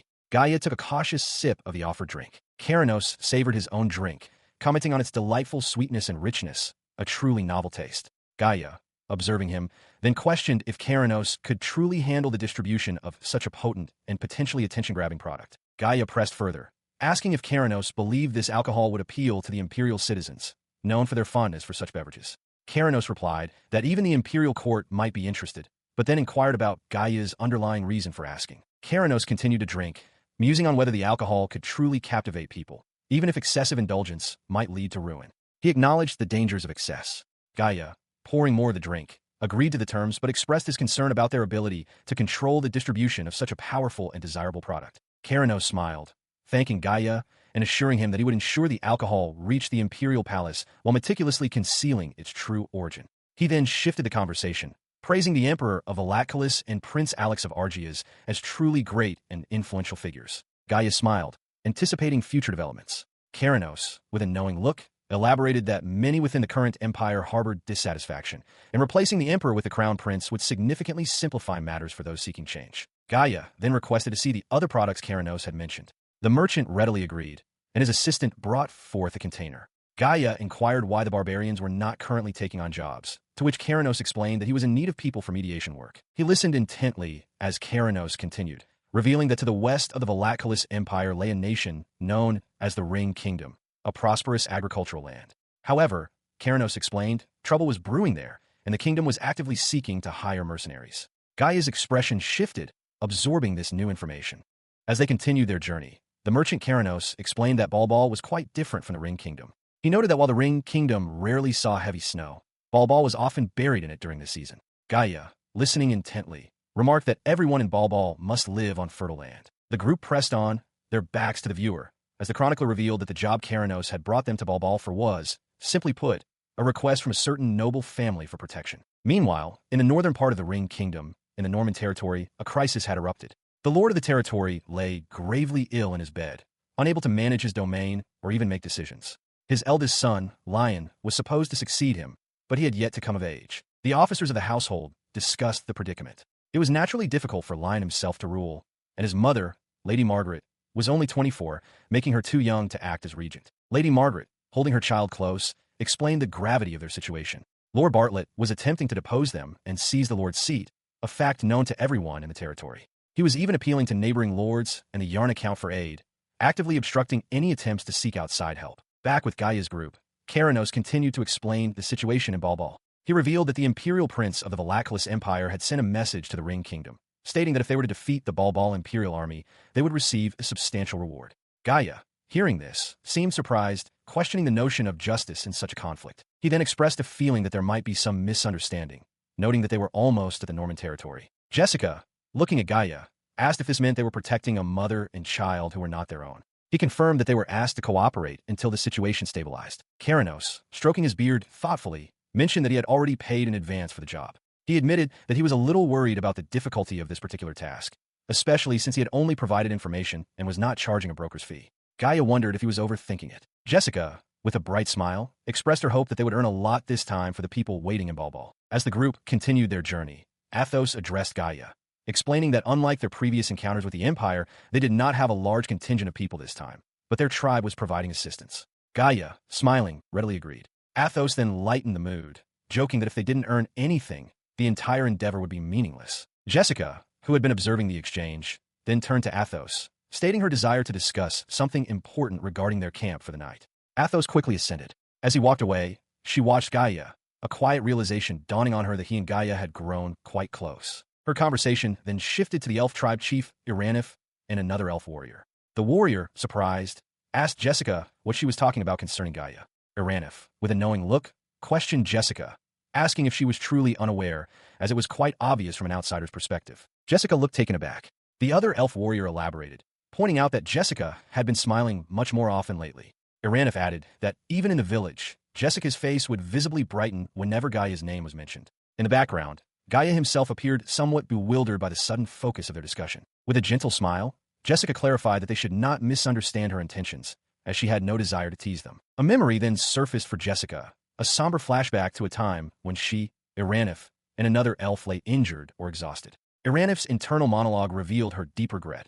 Ever since the Empire had taken her parents' lives, Jessica had been consumed by anger towards the world, constantly feeling that her people were being deprived. Iranif felt she had done nothing as a family member and carried the burden of that regret. Returning to the present, Jessica smiled gently, a quiet thought forming in her mind. She was glad that a positive change had finally come over her. She then confessed to Iranif and the other elf warrior that she had indeed been angry, but she now understood that it was not the fault of the chief or the villagers. Iranif listened intently, her expression thoughtful. Continuing her introspection, Jessica admitted that she had merely been angry, never attempting to change anything herself, believing it would be meaningless to confide in anyone. Meanwhile, Gaia sat nearby, as the other elf warrior gently wiped his face with a cloth. The warrior suggested that perhaps Gaia was someone Jessica could finally talk to about such deeply held feelings. Iranif then offered wisdom to Jessica, telling her that a friend, someone she could entrust her heart to, was a truly precious thing, and advised her to cherish it. Jessica looked at Iranif, then at the other elf warrior, and softly replied, yes. She watched as Gaia, with a gentle smile, spoke to Raso, referring to him as a friend. Her expression was soft, a testament to the bonds they had forged. As they continued their journey, Gaia addressed the entire group, announcing their imminent arrival. He pointed towards a distant hill, explaining that their destination, the residence of Lady Margaret and Lion, lay just beyond it. Meanwhile, at the formidable castle walls, Imperial soldiers stood guard, their armored forms silhouetted against the stone. The towering structure seemed impregnable, a bastion of defense. Suddenly, the tranquility shattered as a barrage of arrows rained down upon the castle, striking the walls and felling the unsuspecting guards. Chaos erupted, and from a vantage point outside, Gaia and Prince Alex watched in stunned horror as the assault began. Within the castle's inner chambers, Lady Margaret held her young son, Lion, close.